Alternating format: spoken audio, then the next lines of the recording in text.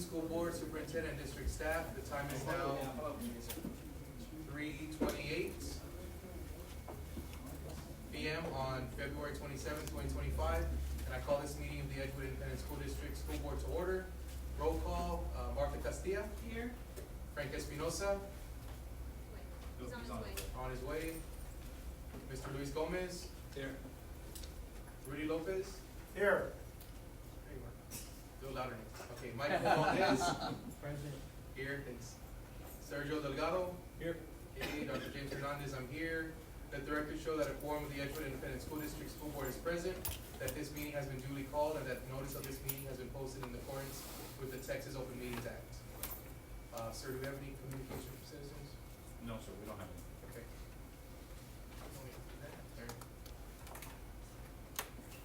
Okay, Team of 8 training. All right, okay, so that's me, that's right. Open. All right, everybody, so if we can get him on binder. All right, so welcome, everybody. Thank you for being patient with getting started tonight. So I want to thank our board for your time and, of course, support staff that's here, as well as general counsel for the district, for being here for our first Team of 8 training of this calendar year. So I say the word calendar specifically, because typically we think of school years as 24, 25, right? So this is the Team of 8 that we're starting to schedule for this year. I've got some graphics that I want to show you later on today in terms of what we believe will be our training for the next year. These trainings are going to evolve into 5 different Team of 8 trainings, and we want to give you an idea of what that's going to be about. So today's intended learning outcomes for us, and of course you guys know how I present. I'm always using opportunities to highlight our kids. You know the videos there for the new CTE classrooms for all our work. But today we're going to talk about a little bit about the introduction is me, and then I'm going to kind of frame the conversation for today. We're going to have district legal updates from general counsel, have a policy update from Mr. Chavez. We'll talk about our school board leadership definition within the work of the Holdsworth Institute. You've now heard me talk about Holdsworth for 2 years, especially 2 years now that we've been in agreement with them. But we're going to start working on what does that definition look like for the board. And then tonight we're also going to introduce our board book study for the next year. And so that's generally what we're going to talk about. I will come back at the end and see if we've actually met those expectations today. So like I said, the first presentation tonight is going to be from General Counsel on legal updates. Then you're going to hear from Mr. Policy. Mr. Chavez, I think of him as Mr. Policy. Mr. Chavez on policy management. Remember, this is one of the 3 functions of the board.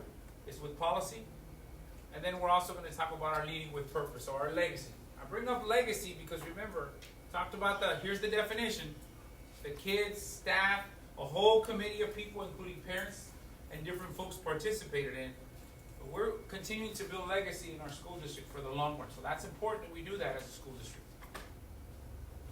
As always, every opportunity to highlight our kids. If you didn't know it by now, we have 7 teams going to statewide Destination Imagination competition. That is the front of UT Arlington up in North Texas. 7 teams. We've now tripled that number. We had 2 last year. Now we've got 7. 4 are coming out of this school you're sitting in. So I hope you've taken an opportunity to take in the library. This is a beautiful library. And all this furniture that we bought for the kids that's mirrored in the classrooms too. But just this school has 4 groups that are going, and then 1 from each respective school. So our goal is to keep building those numbers. The work that you're engaging in today is really starting to develop what we always say in our meetings. We have a vision. I'm not going to read this. We have a vision, and we say we have an outcome. Those are really great things to say, but we also need to remember that also requires accountability that starts with the board. There's a quote that I'm going to quote later in a slide that says, "Student outcomes start in the school board room." That's important. It's true. The student outcomes start with you. So that means that the school board has to also do its part in terms of leading and learning how to lead alongside with administration. In this case, it's with your 1 employee, which is the superintendent. But how do we do that as a group? It continues to be important because what do we always talk about? Safety matters. We've got to work as a group, right? We had a safety committee meeting today, talked to our community folks, got some really good recommendations from our community, which we're going to build on. It also means taking every opportunity to make a connection. You know, I don't know about you guys, but there is still a place for building our brand, building our legacy one person at a time. And I want to take you to this first part. If we're not starting from this place, we're losing the mark every time. I say that to you because we've got to continue to be a board and a district that is responsive, not reactive. I'm going to say that again. There's a really big difference when you're reactive versus you're responsive to things. We will always maintain courteousness and respectfulness to people regardless of what's thrown at us. That's been our mantra. We have to continue to do that because people are always watching. We want to make sure we continue to demonstrate growth in our mindset, be flexible in what you're thinking, and we've got to take every opportunity to build trust and respect. Now I'm going to tell you what I said last night. I got an opportunity to speak to a group of up-and-coming administrators that are here now in San Antonio. They talked about, how do you build trust and respect every day? They want to be administrators. I said, you've got to understand that when you're going to be a leader, you're naturally going to have people who are going to disagree with you. That is part of leading, but you need to be trustful, respectful, and keep that mindset open. So these are standards that we need to remember as we continue our Team of 8 training. The other thing I would ask you to consider, if you didn't already, please go to our Chicago musical. It is wonderful. I was there Saturday. It was great, Mr. Chavez. Thank you, Mr. Chavez, for going. I know some of you have already gone. Please go. It is wonderful. The kids have put in a lot of work. They have a lot of good parent volunteers that are helping, and staff. When you go and you see the orchestra, those are our teachers volunteering their time. Mr. Lugo, our coordinator, got staff from within the district and even from, I think, friends of his from Northside that are coming in to volunteer time. So major production, really good thing. But I want to bring you back to something that I've been asking folks to stop and consider that I've actually done with our staff. We're living in a day where it seems like this is the order of every day. We're running to everything that's urgent. We're sometimes having to be reactive to things. Let's talk about federal legislation. Let's talk about state legislation. And then sometimes things happen in our neighborhoods. We've got to remember that, yes, this is important, but we still have to remember what's important every day. Handling this does not release us from these kinds of things. That is important. And why is it important? Because not only is it within the scope and responsibility of your work as a board, and these are the things that you're responsible for. I want to put those up there for you. Remember, this is going to be on the website. Everybody, this isn't anything I haven't said before. This is within the scope of the responsibility of the board. It's also within the scope of responsibility of the superintendent and working with the different areas. So that's part of what Team of 8 is about today. It's learning to work together beyond our disagreements. Because disagreements, honestly, I was thinking about this for a few months. 5% of our time is disagreements. 95% is we're working together on things. And I'm not going to lose that focus. And I ask you not to lose that focus in everything that you do. It's important. So remember those things as we continue to build our work as a board. Because when we don't do that, then we're distracting from the work. And that's not something, I know we don't stand for that. It is also another way of honoring those 3 categories that our community has now said are important to us. Our people matter, goals matter, they each have their competencies. And we honor people that are growing. If you think about this in the privacy of your thoughts, none of us arrived one day all of a sudden. It took us years, it took us days, moments, reflections, disappointments, achievements to get to where we are. That is the work we're going to engage in as a Team of 8. Why is that important? I'm going to give you 10 seconds to just read that statement and look at it. Mr. Delgado, that's the picture I was talking about. I forgot it was already that I was telling you about. We can't build a system of great leaders if we don't act intentionally to do that. This doesn't happen by accident. It doesn't. You don't have people who don't worry about their title first, or worry about their title and then forget about servicing people. That's not Mr. Woodruff. People across the district aren't like that. They serve people. We have principals who choose to be principals in Edgewood who say, I want to be here. I moved into the district. We have some that have moved into the district. And then you have also other people who are responsible for your safety. When things are happening and we're running one way, they're running in with weapons or whatever they have to. That's important. That's respectful. And then we're building legacy. We added 2 new board members this year. And board members, remember, you took an oath publicly raised that hand and said, I will work towards student outcomes. That means you also took an oath to each other. That's important that we're going to elevate that over the next year through this training. So I thought long and hard about how do we put this in a way that represents the work that we're about to engage in. Now, I want to give credit where credit is due.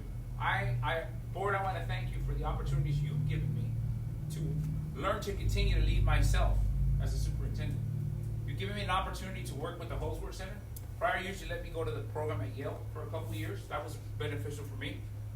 But we're now going to engage in the work of how the superintendent and the school board keep the focus of student outcomes first. Any distraction to that is not beneficial to this work. And so here's what we are proposing that we do over the next year. We're here today, February. We're going to start a conversation about how do we lead ourselves first as individuals. I want to thank many of you through conversations. I know many times I've had a conversation with Ms. Castilla through the works with Promotoras and that work in terms of learning to lead yourself. You first have to lead self before you lead others. Then we're going to go and shift to how do we learn to lead others in the community. When you took that oath, you also said, I'm a representative of the community. I graduated from our district. I live in the district. I shop in the district. I'm in the district. Maybe I'm a neighborhood president. Maybe I'm a former student. Maybe I'm a promotora in the district. Maybe you live in the district. You bring experience. All of you bring something that's valuable. But we still need to continue to work together on how do we lead this community and then shift. How do we help lead each other?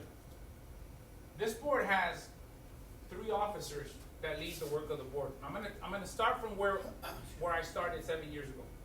Initially, it was the work of the superintendent and the board president. Back then, it was Mr. Soto. Legally, things say the board president and the superintendent set agendas. They're the lead of the board. Over the years, that's changed to the leadership of Ms. Castillo says, I'd like to see more of the officers involved, which I commended her for that. Now, what are we doing? We're building legacy for the future.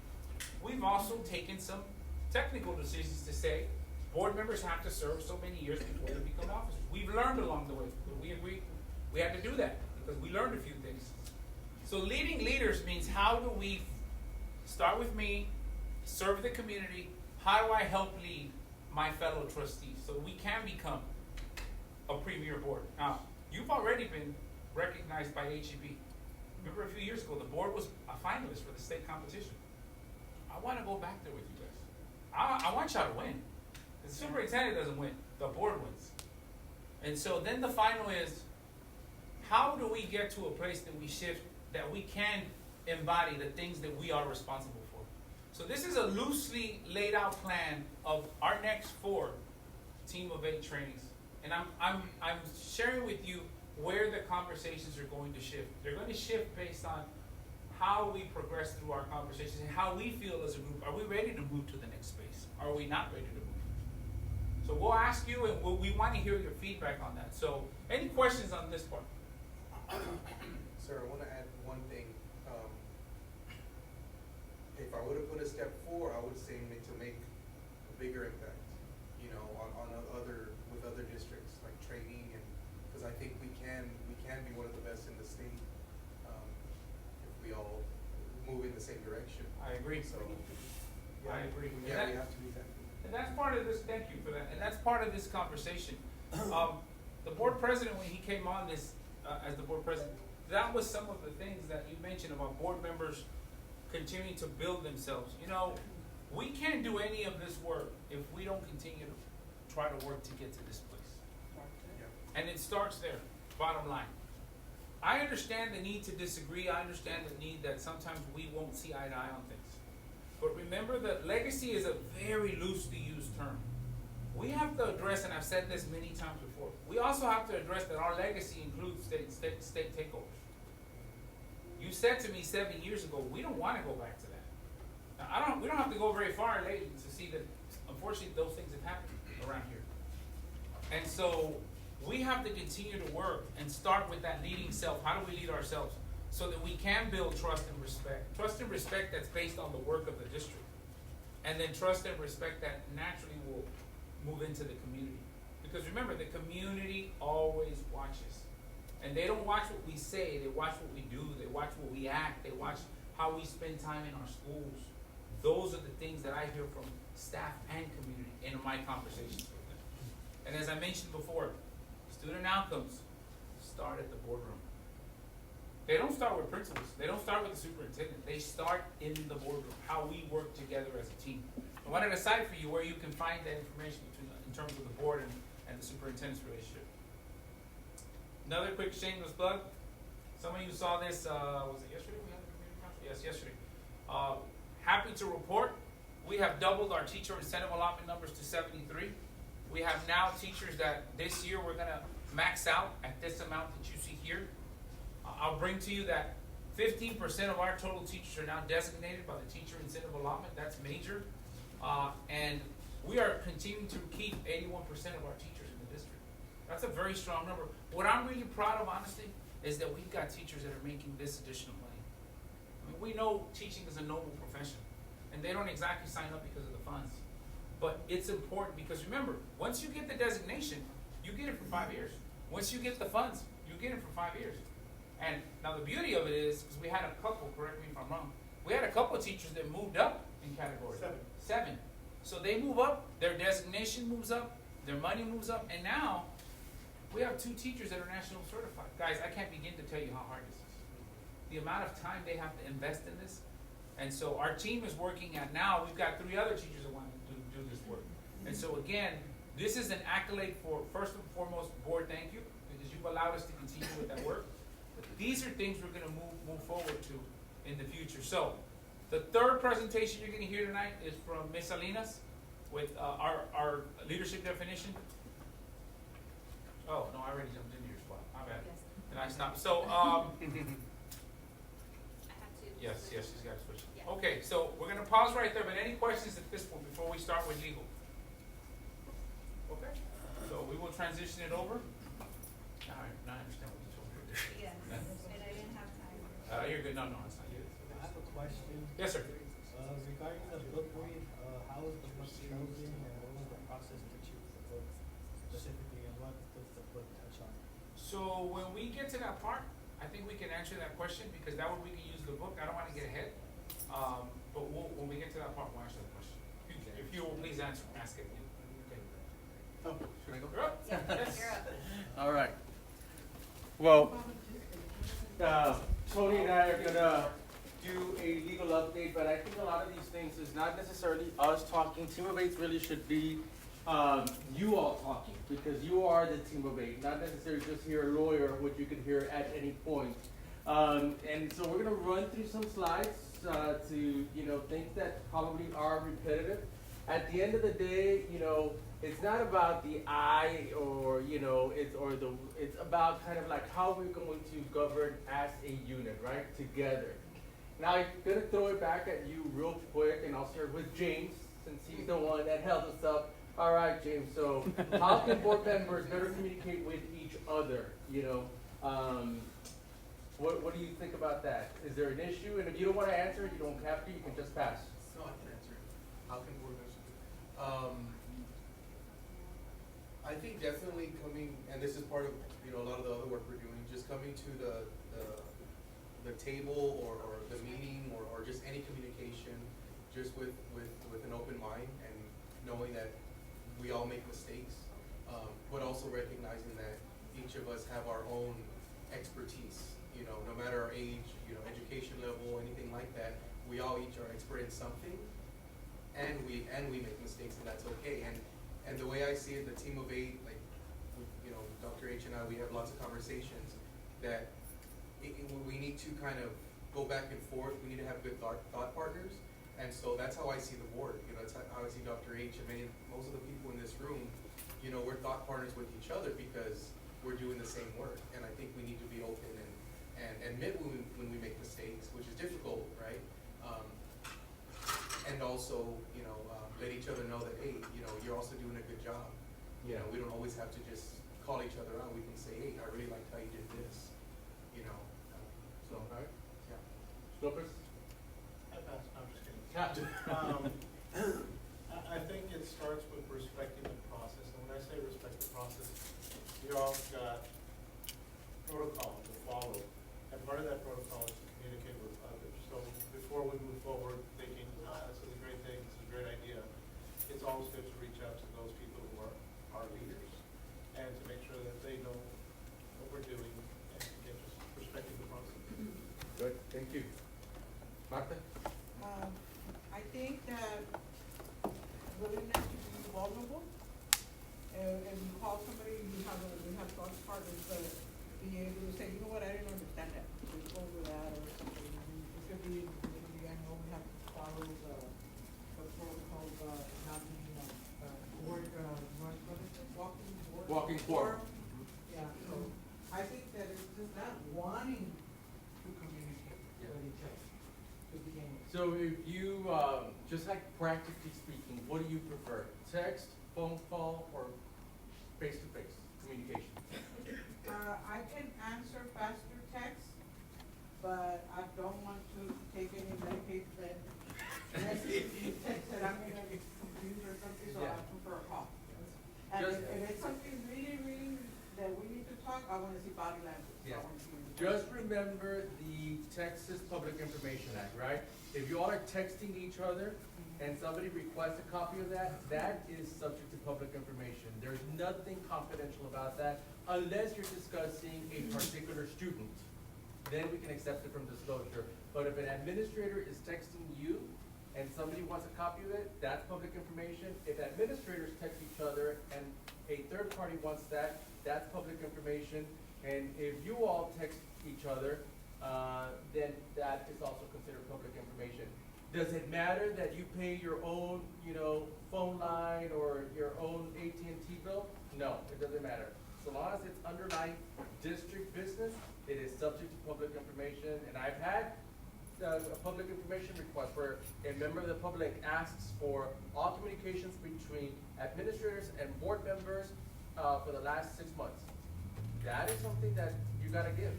You can charge them, right, for the time that is spent there under the, General Services Commission guidelines, but it is open, district business is public business.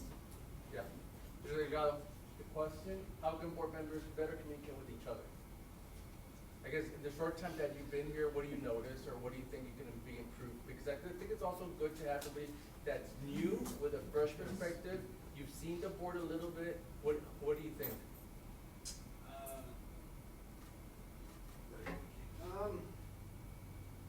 Just have the willing to want to talk to each other, have the ability to, use the right words with each other. We're all human, we all make mistakes and stuff like that. So it's just that to have the ability to have an open communication with somebody constantly. I'm always at work most of the time, but I've never not been able to respond to an email or a text, or if I can. Not on my days off, yeah, I would like to not do nothing, but I know I gave my commitment, so I do as much as I can. And I think that's what we all should be doing, is trying to work to better communicate with each other so we can see what's best for the kids. So that's where I'm at. So we just need better communication with each other. Will help. Good. You're next. I think it all starts with respect, Mm-hmm. that we're all adults here. I've done my career. So, I like to speak to people the way you speak to me. You're gonna speak to me, ugly, it's just human nature. But here in this room, I think we do a good job of respecting each other. We have to. My mom always said, you treat others the way you want to be treated. That's just human nature, and be open-minded. Yeah. If you're not open-minded, and you don't, we're never gonna get anywhere. And thank God that since they relinquished the board of managers to this that we got now, I always said this, I'm never, forever gonna be part of a board the way it used to be. It was horrible, it was embarrassing, meetings were 1, 2 o'clock in the morning. I'm thinking like, don't these people have to go to work in the morning, Yeah. So, yeah. And I want to publicly acknowledge that because I think, we have Mr. Payne, we have Roy, we have Frank here. I think, were you part of the Board of Managers? No, but I think people that made a difference, just like South Sand, right? That they're going through a tough time. We just hired last night as their legal counsel through the Board of Managers. But it took a lot of training of people, especially, you know, and Dr. Hernandez was not here at the time either, but to get people, and there's a lot of Saturdays and a lot of time spent to put in some of the groundwork.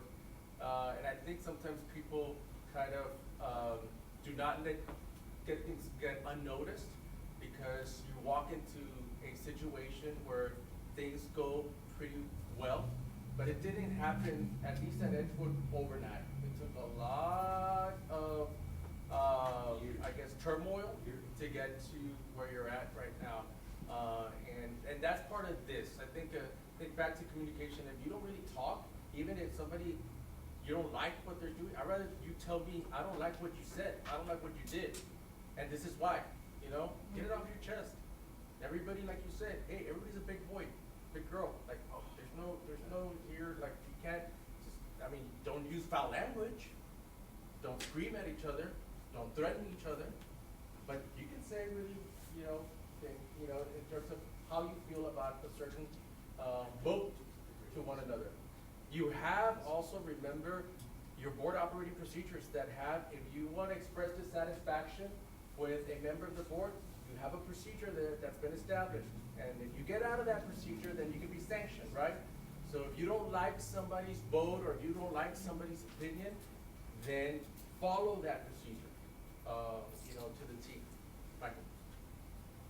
So I like that, but it's also important not to blindside others, like when you're gonna talk about what you're dissatisfied with.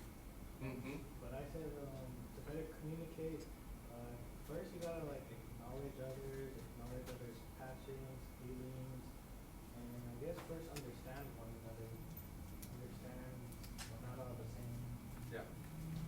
Everybody has a different lived experience. You know, your lived experience is gonna be much different than mine, just because natural your age, right?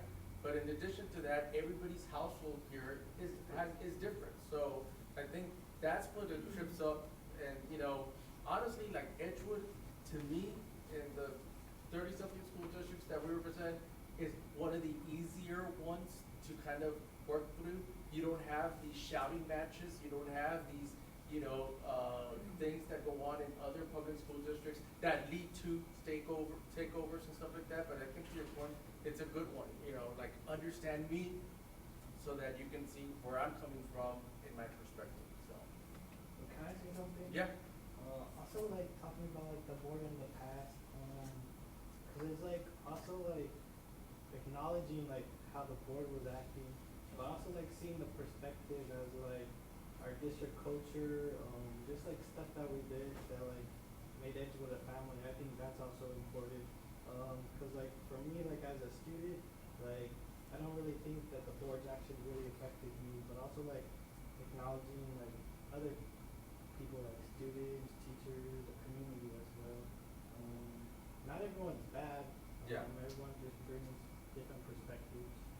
Yeah. I have a PowerPoint that I think, you know, when Mr. Payne and Roy and Frank were the board of managers, I remember one of the first presentations that I gave, it had a bunch of slides as to how we got here. And I was pretty frank and open, and it's an open meeting, just like this, and I had a bunch of slides about all of the headlines. And I think maybe sometimes maybe I can share it with you all to kind of just jog your memory in terms of like, this is what happened, but this is, you know, where the rules are to get better so that that does not happen again.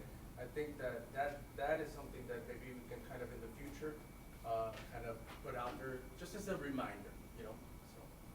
Frank?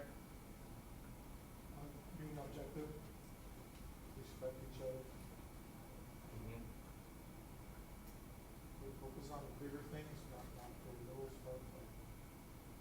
I've been a part of a lot of nonprofits, also the corporate world, and you can't focus on the small stuff. You have to really think about the bigger picture, which in this case is district, kids, right, getting the scores up, but also keeping things steady.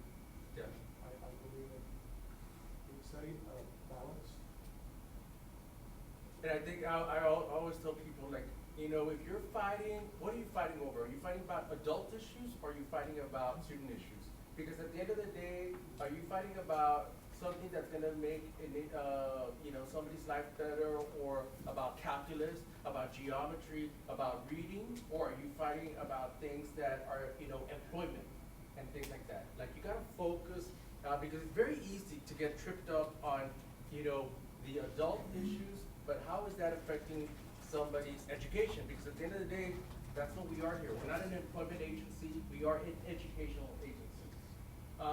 So, you know, AJ Crabbill, that again, the Board of Managers, AJ, remember, he used to be with the TA, and he was actually assigned to Edgewood. He would come here a lot and stuff. He wrote this book. It's called Grade on Their Behalf, Why School Boards Fail, How Yours Can Become Effective.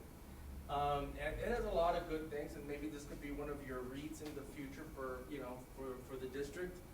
But one of the things that he mentions is about, hey, focus on student outcomes. And many people don't even know how to get to student outcomes. So, like, you evaluate the superintendent and you put this on the evaluation. The superintendent's evaluation will be based on a purchase of new curriculum for the high school. Is this something that's related to student outcomes? And people think, well, you know, new curriculum for the high school. Really, that should have been, the superintendent's evaluation will be based on whether the students master a certain proficiency. You want to see what the results are, okay? Where are you academically? Because you can be purchasing all sorts of stuff, nice laptops, this and that, but at the end of the day, it's about your student scores, you know? So we have the last 3 agendas right here for you all, and we're not gonna, you know, go over it like very, very closely, but I just kind of wanted for you to just look at them. And this is one of, it's not my exercise, this is coming from this book, and check to see your agendas, how many of these agenda items, and honestly folks, I think you do better than most, really relates to of your agenda items. Which ones are geared to student outcomes? Not necessarily purchasing stuff and things of that nature, right? Oh, I'm sorry. These are just what we pull from your, yeah, you're gonna keep it. Sorry about that. This is, obviously you all were there, so you should remember.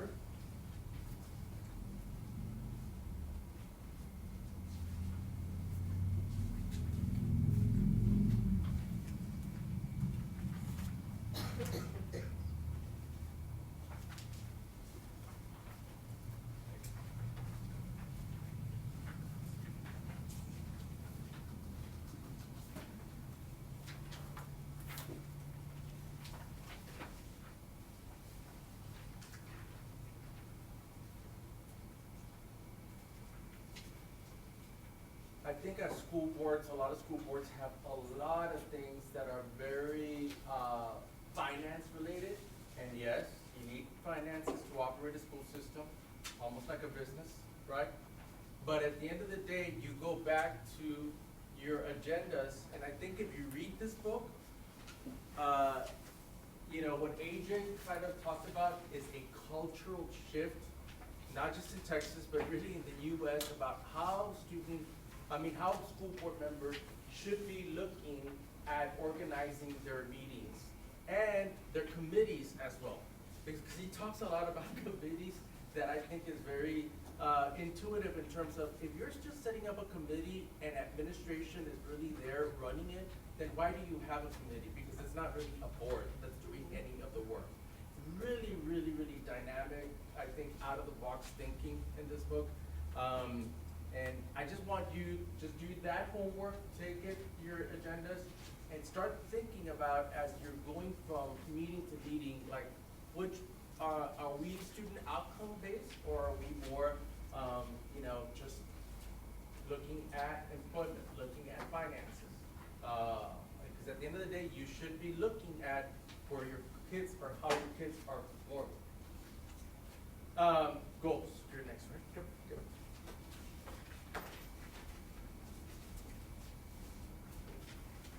Before we go on to goals, one thing I want to talk about real quick, I just want to follow up on the communication part. And Ms. Garcia mentioned something that's really interesting. I was listening to a podcast and they talked about when we communicate as human beings with each other, like 53% or 57% of it is body language. Another 36% is actually tone. Only 7% is the words you use. The words you use are important because we know words have meaning and words have impact. But the tone you use, the body language you express, is really how we're communicating with each other. So like Juan mentioned, you know, we've been blessed to work, honored to work with a lot of boards across the state.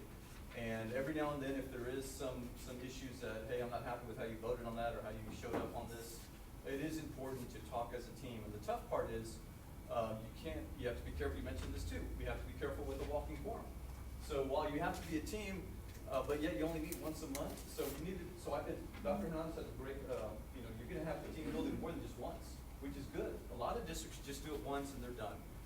But it's important for you guys to give yourselves an environment and an opportunity to talk freely amongst yourself about issues if you think you need to. And you can do that through your board operating procedures, and I know sometimes you have to revise them, amend them, sometimes there's policies, you have closed session. Go ahead, yes, sir.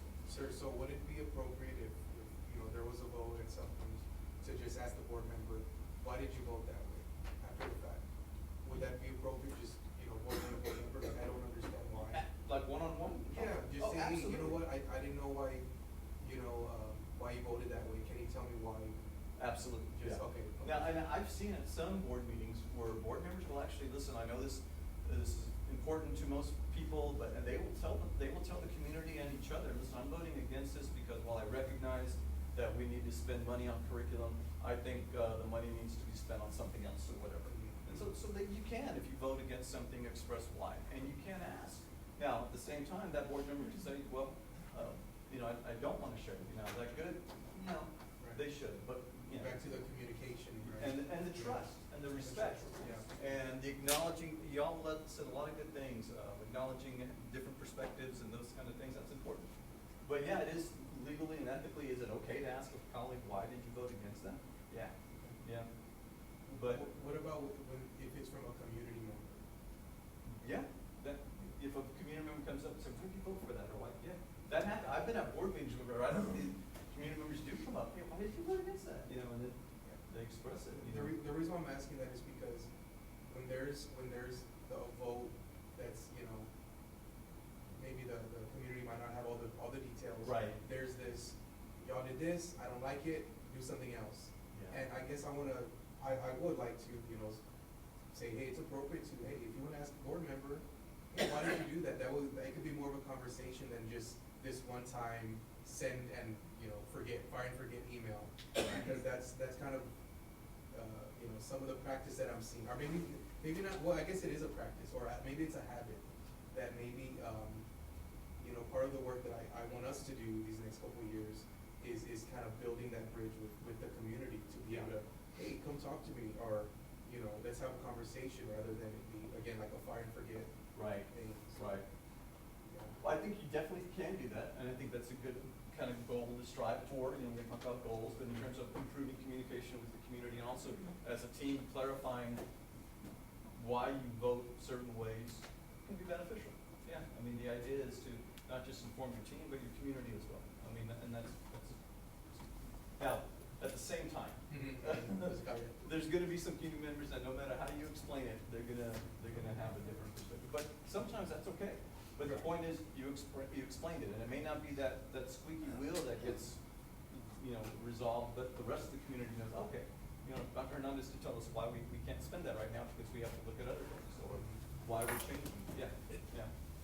Thank you. But, Just say something. yeah, You yes, said sir. something about body language. Yeah, yes, Um, yes, sir. But we all gotta recognize that we text each other, or we write emails to each other, and we lose that Yeah. in writing. Yeah. So sometimes, I might say something that, was that offensive or not? And so you're left thinking about that, so Yeah. writing, it has to be a very careful thing Yeah. and thought out thing, because you could very easily offend Offensive, somebody. absolutely. There's those comedians, I don't know if you've seen them, Key and Peele, where they're texting each other back and forth, and one is taking it as, oh, you wanna go out, and the other, oh, you wanna take me out, I mean, it makes the point, it makes the point that you're expressing. But so, and you guys are new to the board, so you're gonna get to know your colleagues, and over time, you'll know what they meant when they said that, because you've been around them. But at the same time, even when you know each other a long time, sometimes you might say something or do something that you're upset about, so you do need to create opportunities to communicate. Sometimes it's one-on-one. I've seen board members say, hey, you know, so-and-so said this, Mr. Board President, can we join us? And then three of you can meet, talk. You can. And I've seen that where they have to, hey, let's iron this out, because I don't like the way you showed up or said, you know, if something, don't hold it in. And if there's a text that you get that you're not sure about, clarify it. Because the longer you hold that in, it festers. And then you can't be effective with each other. You know, y'all are a team, so you have to communicate. But what's hard, you can't break Open Meetings Act, and everything you text or email is public, like Juan said, so you gotta be careful. So you have to be really intentional about how you communicate when you communicate. I have some districts that they will put, every meeting, an item to discuss the board members' duties, roles, and responsibilities, just in case they have to go into closed session and hammer something out. And We have that now. We have some. Oh, yeah, We yeah. have it now, Yeah, and I've seen some districts do it occasionally, and then they start to work well together, and they don't need it anymore, so they take it off. But it gives you the avenue to be able to, hey, I got your text, what did you mean? You know, but you're right. So you gotta be real intentional when you communicate and how you communicate, because it's important.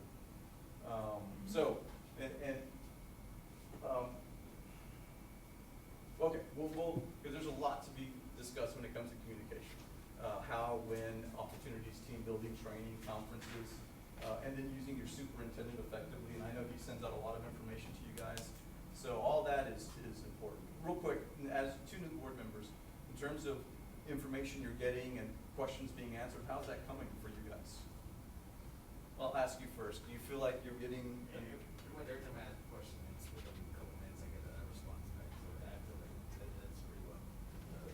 The lines of communication seem pretty well. Are very open and very well handled. And the way you're getting them, you know, Juan asked earlier, like text messages, emails, phone calls. Mine's usually text or emails. Yeah, so that's working. Yeah, it's working for me. I don't mind a phone call here and there. Usually I probably won't answer it because I'm at work. Yeah. But so emails and text messages are probably best for me. Yeah. And Mr. Lopez, I guess everything's working well for you too? Everything's working well, I know. Good. I get these from, and you can tell that. That's good. You're going through. I started an hour meeting, it made to a 2-hour meeting, but, Yeah. you know, they're getting it to me and I'm coming back with responses. That's good. All right, so sorry about this, but that just made me think of communication, how important it is. So setting goals, as you know, Juan mentioned, your agenda, it's important for it to really reflect, you know, you're focusing on student outcomes. Specifically, how are the kids doing in tests and growth in certain areas. And so when you're setting goals, you want to be specific, measurable, attained, results-oriented, and time-bound. And your superintendent knows all this, and he's doing that. But as board members, you got to work together to find out where are your weaknesses and where are your strengths, and let's talk about them. And let's spend time, and how are we going to measure those kind of improvements specifically? And I know you get a whole bunch of data, and the superintendent administration and Terry and these guys, tons of data, and they might overwhelm you with data. But so you could even ask them, well, let's just simplify that, you know, but make it simple for you, make it simple for the community. But if you have goals that really don't help you understand how you're improving, then they're really not, they're not effective goals. So you want to be real thoughtful of the kind of goals that you set. Effort's not enough, results matter, intention is not enough, impact matters. So be thoughtful when you're setting your goals. When do you normally set your goals? In the summer? With the principals in the summer. Yeah. Part of their district, their campus improvement plans, and then we have other plans that they develop throughout the year. And then this year we started, they come up at workshops and present to the board on their data. And the board, when does the board set goals for, and those kind of things? When do y'all usually do that? When we bring the district improvement plan to the board, that's part of their piece in terms of evaluating what the campuses have done. Okay. So And you then have, we keep it going monthly. Like next month, we'll have, the 4 operating partners present. Yes, we have staff with BPM, we're gonna have Las Palmas, Smells, and Miguel. So we added that piece this year, but I think it was 3 years ago, we also added board performance planning meetings.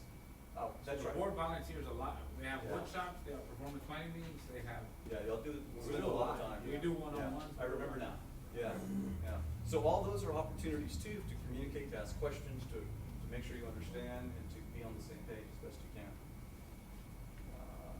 Collaboration between the board and superintendent.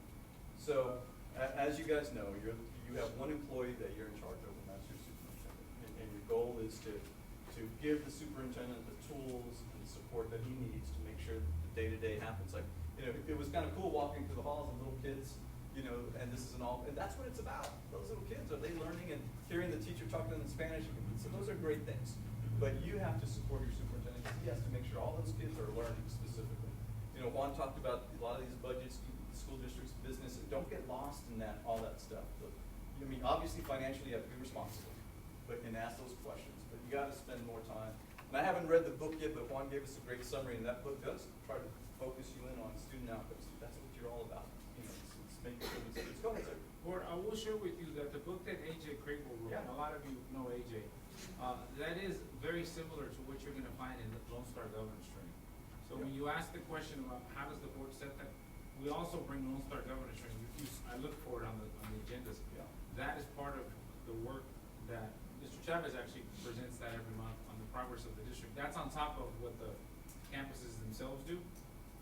And then the board attended Lone Star Governance Training, except for our two new trustees we're waiting to get a date. Amelia's still trying to work that out with Region 20. And Mr. Valdez, I think, has one more day that he needs to complete, but we'll finish that up and then go back, with the next time as a whole board. Because typically that's what we've been doing, and in fact, the board, we brought students. In fact, Mr. Valdez came as a student once, and in one of my pictures later, you're gonna see one of our other kids. They've always come with us to Lone Star Governance Training. Yeah. And Lone Star Governance, it is good, it's just making sure that you all are on the same page and understand it and know how to use that training to help you get those students to, do well. Yes. And, okay, good. All right, so, we talked about communication, we talked about how you do it, and then here's another question for you. How can the communication improve between the board and superintendent? And when I mean superintendent, he's got a whole team, and I know sometimes he tells his team to communicate with you, and how is that all going? I'll ask board president, how do you feel? We talk probably 2 or 3 times a week, like a couple hours every time. Yeah. And so Martha knows. Yeah. Be more with me, that's Well, what my schedule's a little, tight, but, Well, and that's fine, when you do become board president, I know eventually, you spend a lot of time. it's a lot, It's a yeah, lot. it's, It's another job. and Mr. Yeah. Sol, yeah, it Yeah, is. Roy, yeah, Um, it's a lot. really, I think as far as, we have really good communication, right? 'Cause we Good. have to plan it, we have to Okay. be very, efficient, right, with our time. Yeah.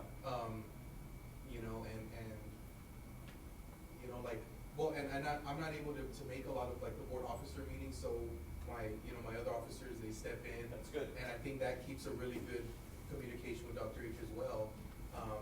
And even one more non-board, I think one more non-officer Officer. attends, at least so 3 of them.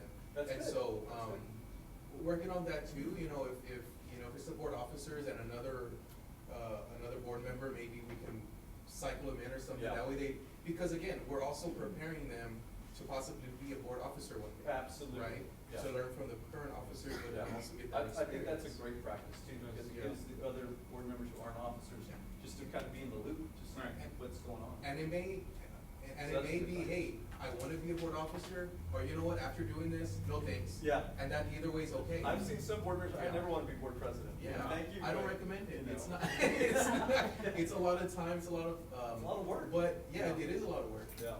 But, as far as how it can be improved. Yeah. Really, I think it starts real basic, like if you have something to say, if you have a question, just reach out and schedule time if you need to, and really make, cut a day of a part of your day where you can just really focus Be on. intentional, being Be intentional. intentional about it. Yeah. And, I think, the board members that have been on already, I don't know about the new board members yet, but I think they're pretty good as far as communicating, because I haven't gotten any issue where, hey, superintendent's not responding to me. In fact, it's the opposite. That's good. He responds right away, like Mr. Gonzalez said, and answers every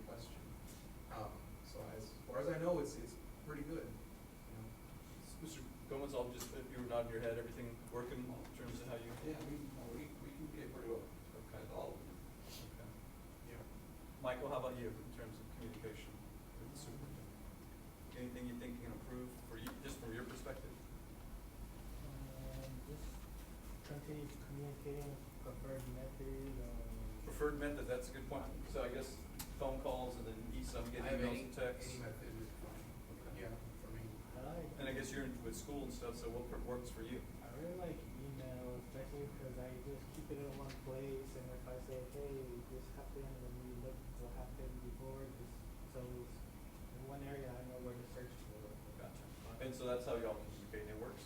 Well, I would say like for like communication with the board and superintendent, just like responding to each other, like one asks a question, respond to the question, so avoid nothing, because we both have to be on the same page.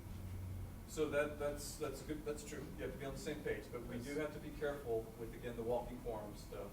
And I'm sure, like if it's an emergency, you let them all, you send like one to each or like a whole thing and tell them don't respond to all? So we have, they get a weekly board update. Okay. The only week they don't get it is Friday after the regular board meeting.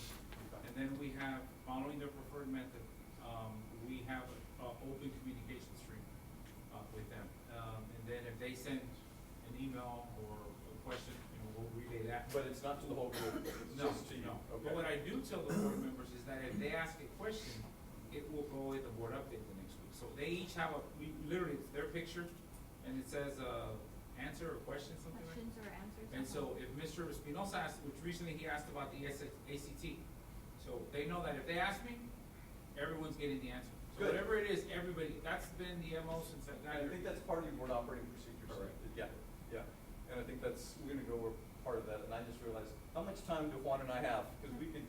So we still have about 20 minutes. Okay. 25 minutes. Oscar music, please. Okay. Right, 'cause we've got. Just give two lawyers an opportunity to talk, I'll take them the whole time, you know. But we wanna be efficient. Just So we- volunteer, right? We, yeah, we might go through some things quickly. Volunteer, well, you know. All the way in the. All right, so, let's see, these are some proposed changes, you'll have them, we don't have to talk about them in detail, but this is one about communication. Board members should direct agenda-related questions to the superintendent at least 24 hours before the board meeting. And then the last piece, if y'all wanna add this, and copy the board president all correspondence with the same. And then that is important, because it's. That would be new. That would be new, but it's good just for the soup to just be aware sometimes, you know, so it's up to y'all, I mean, so that's kind of a suggestion. Can I mention something Yeah. about that? Yeah, yeah, So yeah. even if it's not in there now, the thing is that makes it more efficient, because I'm gonna have to talk to him anyway. You know what I mean? Even Yeah. though the policy does not say do this, don't do Right. that. From my perspective, when I'm already copying something, that's one less conversation we have to have. Yeah. You know what I mean? And you know, You're just. right, because it's gonna happen anyway. That's the practical side of it. I'm not, Yeah. it's not just do this just because it's the rule. Well, Right. the rules there are the practices there because it saves him time, it saves me time. And really my time I'm volunteering, but his time is more valuable as far as Right. the district's concerned. Yes, sir. Just add something real quick, and I just talked Yeah, to yeah. Dr. Rachel this a little while ago.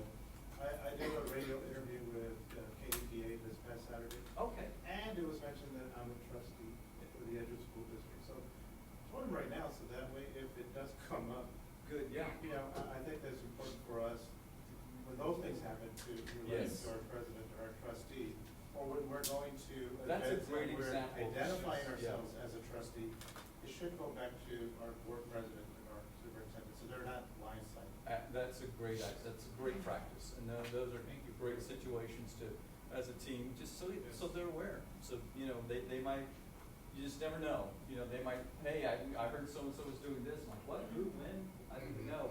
So, it's just good to, and it helps just build that communication, the practice of it, so, that's a good Yeah. thing to do. Both comments, especially, I would say thank you for I understand things are put in writing, but we don't live in a vacuum. Right. Yes. If I asked you to consider this, I thought we already had it, but okay. So I asked the board to consider this because if I'm getting a question right before a board meeting, understand that I'm not a subject matter specialist in everything. I know what I'm good with, But also remember, there are people behind questions. And so let's say you ask a question about gifted and talented. When you ask something on the board, there are people behind that. So our folks watch board meetings. And when they see a question asked and we couldn't answer it, they take it like, oh my God, what did I do wrong? Yeah. We didn't do anything wrong. Right. But at the same time, I can't stop and say, I just got this question, so, no. So Right. it's the practicality of preparedness for the board meetings. Yeah. And I know we mentioned this earlier, but I wanna thank both our current board president and our prior board president. The building of the future of the board officers, you know, it's not required that I sit with anybody other than the board president. Right. For these things, but I appreciate that the conversation with us has always been, let's consider including other folks like Mr. Gomez, Mr. Valdez, and then we bring them up. I Because the think board that's a also great had to make, practice. the board also had to make a rule a few years back, you'll remember, that trustees had to be on the board at least 2 years. We didn't have that, we had a particular incident happen, and, okay, so nothing, we have to adapt and course correct based on the landscape we're in. Correct. And we are in a landscape right now that I would say is extremely precarious. Yeah. And so there may need to be those kinds of things. So I appreciate that comment, and also Mr. Lopez's example. And that's, your board operating, it's a living document. That's exactly right. With different team members come different, ways of communicating, different preferences. And then as the circumstances change with the environment around us, might require more being really thoughtful about things, and so we might have to adjust because of that. Go ahead, Michael. So like what they're talking about, like, the agenda setting, like having a trustee, can that also be in the board operating procedures just to be consistent? Oh, yeah.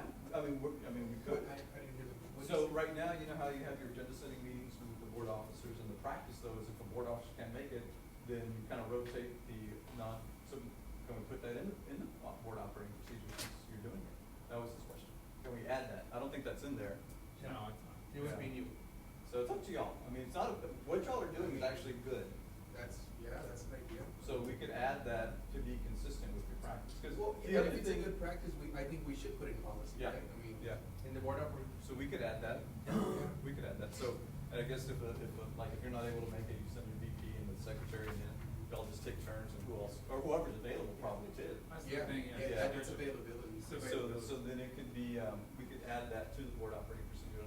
Yeah, we could do That's a that. good idea. Thank Yeah, you. yeah. Yeah, cause like some districts that I've seen, like Judson, like they don't have three, people, it's just like the president and the secretary, and then they would rotate each month, bringing someone in, just so everyone knows. Yeah.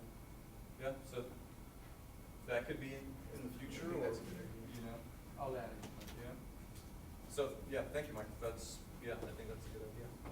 But you're right, also whoever's available. Sometimes, Correct. you know. That's and- kind of where it came from. And it Yeah. takes a little bit of pressure off of all the officer roles. Maybe y'all can rotate the officers too. It doesn't always have to be the same. So, but that's just a really good way of also giving the communication aspect of the team building part, including everybody in a different way. So, okay, we're gonna move a little quicker. Here's another, let's see. All right, should the board president be copied on requests for information by board members to the superintendent? Yes. That's what you prefer? Yeah. I wasn't sure if that was a like. Yes, yeah, I'm sorry. Oh, okay. Yeah, so request for information, so in black is what y'all have, and then, should we go Well, ahead and adjust? like I said, the practical aspect is that it saves him time, Yeah. right? Cause I see it, I read it, cool. It saves him time, it saves us money, right? Cause his time's valuable. Yeah. And it saves him time from having to go through all the Like, oh, I need content to experts. let him know this, it wouldn't Yeah. just automatic then. Right, Yeah. right. So if y'all have requests for information, just CC your board president, so he's included. I think it's a good practice. And I usually, y'all have done it, whoever's done it, I usually don't even respond, like, I don't. Yeah, need you to. just- It's just, okay, thank you, and then we can move on. Yeah, just so Yeah. you're aware of it. Yeah, yeah, yeah. Yeah, because yes, okay, all right, so we'll. Yeah. Let's not put that in. Communications, okay. The superintendent will communicate with all board members periodically via the board information packet. And then this is, if y'all wanna add this, board member inquiries and communication intended for the superintendent must be directed to the board president. The board president shall forward all individual board communications to the superintendent within 24 hours. So this is, some boards just have a practice of they go to the, hey, you know what, Mr. Board President, tell the soup we need X, Y, or Z. Some districts do it the way y'all do it. So I don't know, that might bombard you, it may not, I don't know. Isn't that kind of contradictory to the last one? It, kind of. Yeah, because I mean, now you're giving it all to the board president. And typically, that's what I think, President Hernandez said, which is why we talk 2 hours 3 times a week. I mean, literally, that's the only way to keep our communication going. And typically, it's in the evenings. He works, I have to respect his time too, and he has outside stuff too. And so, the CCing is really how we've been. Really good. Yeah, Okay. and then again, and I've said this before, if a board member asks a question that's cogent to the whole group, it goes with board update. Well, this was just an idea, just for discussion, but okay. Yeah, we're good. I Sounds think the good. CC idea is probably the best practice, and then they're both on board. Okay. Maybe there could be a caveat where if it's like a board member issue, you know what I mean? Yeah. You know what I mean? That way, if it's between us, we can handle it between us. Then that's when I'm like, well, no, maybe he doesn't need to be copied yet. We already have that in the board operating procedures, that the issues between board members should go to the board president, not the superintendent. Oh, good, okay. Okay, all so right. we're covered there. Yeah. Okay. Yeah. Then member conduct, during board meetings, I guess you guys are familiar with that. Professionalism and respect, gotta maintain that. Yeah, like Juan mentioned, we do have other boards, you guys are good, well behaved for the most part. I'm telling you, man, you'd be surprised with some of the things that we see that we have to, we had to walk, if you keep doing that, we're walking out, no. But professionalism and respect, because you wanna show your community that, yes, you may not always agree, but you respect each other, you acknowledge the differences, but then when the vote is done, you have to, all 7 of you support what the vote is, and that's important. And your community sees it, so.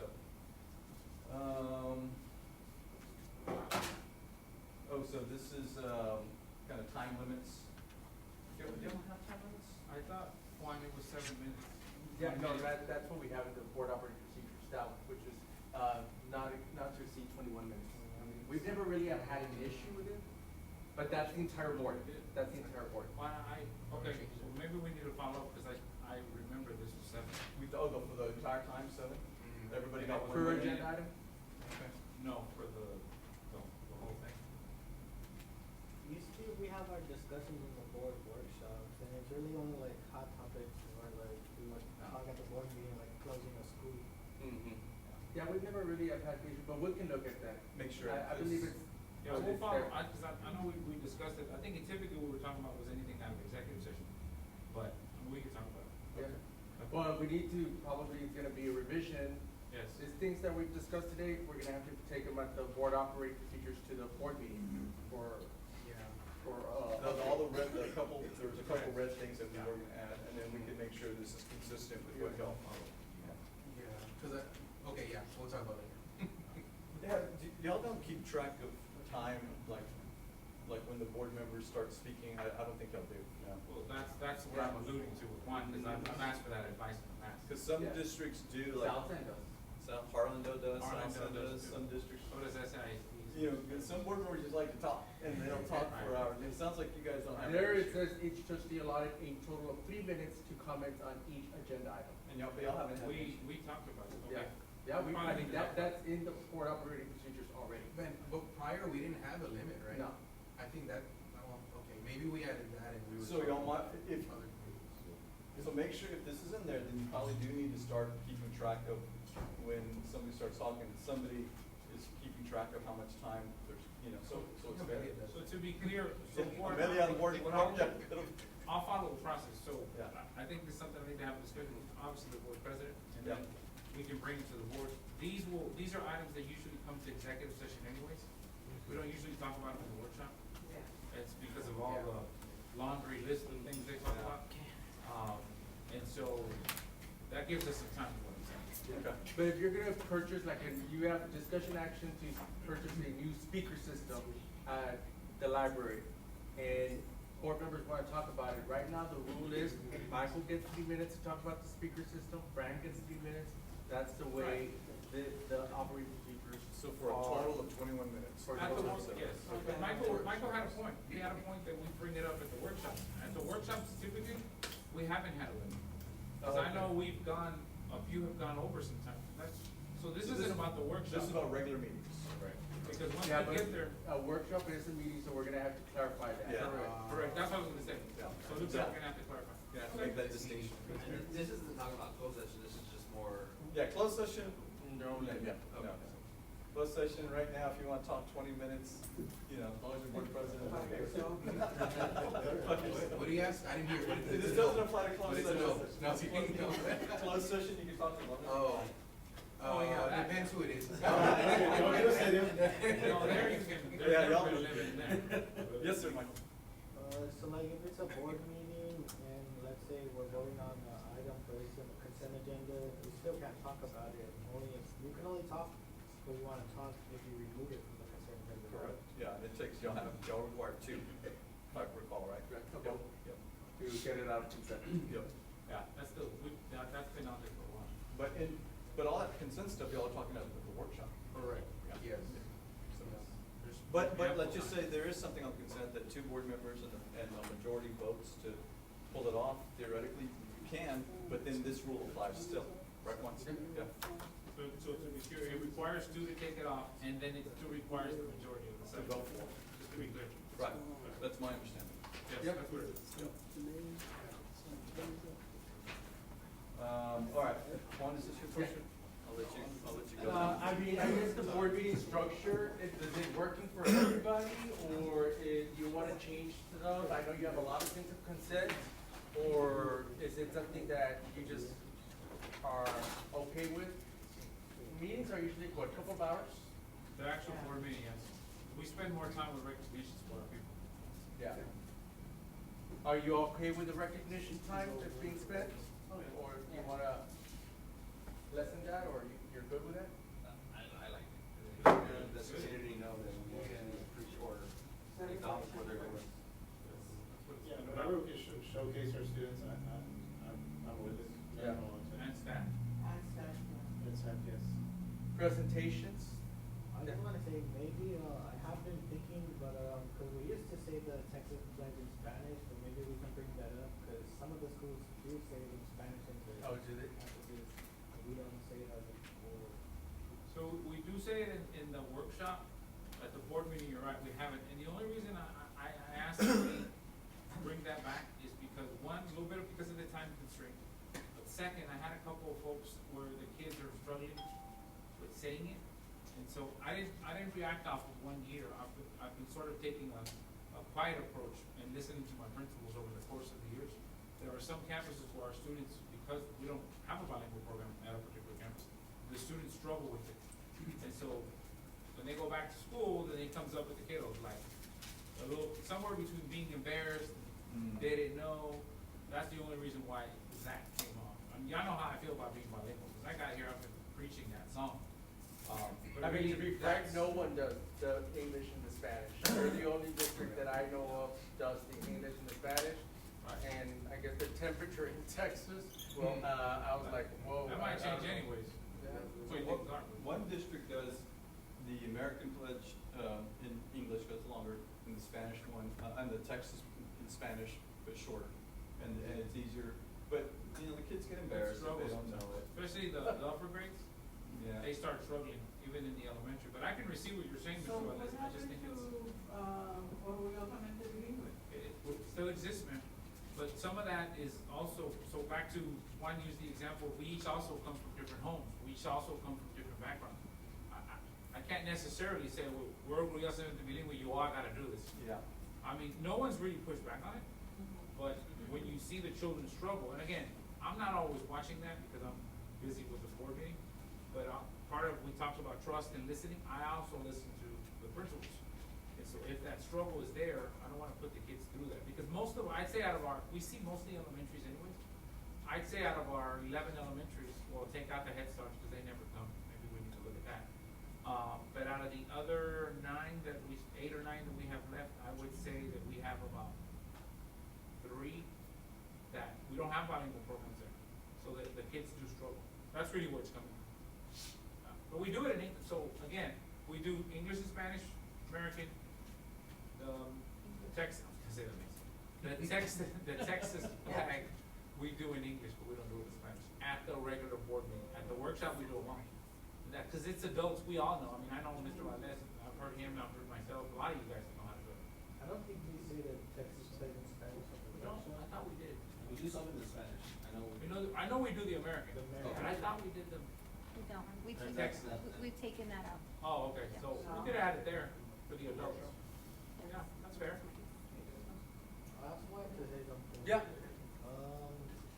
Like for me, like sitting on the dais, like it's also difficult, like hearing all the presentations, like hearing the recognitions, and then it's just difficult that we pause, everyone leaves.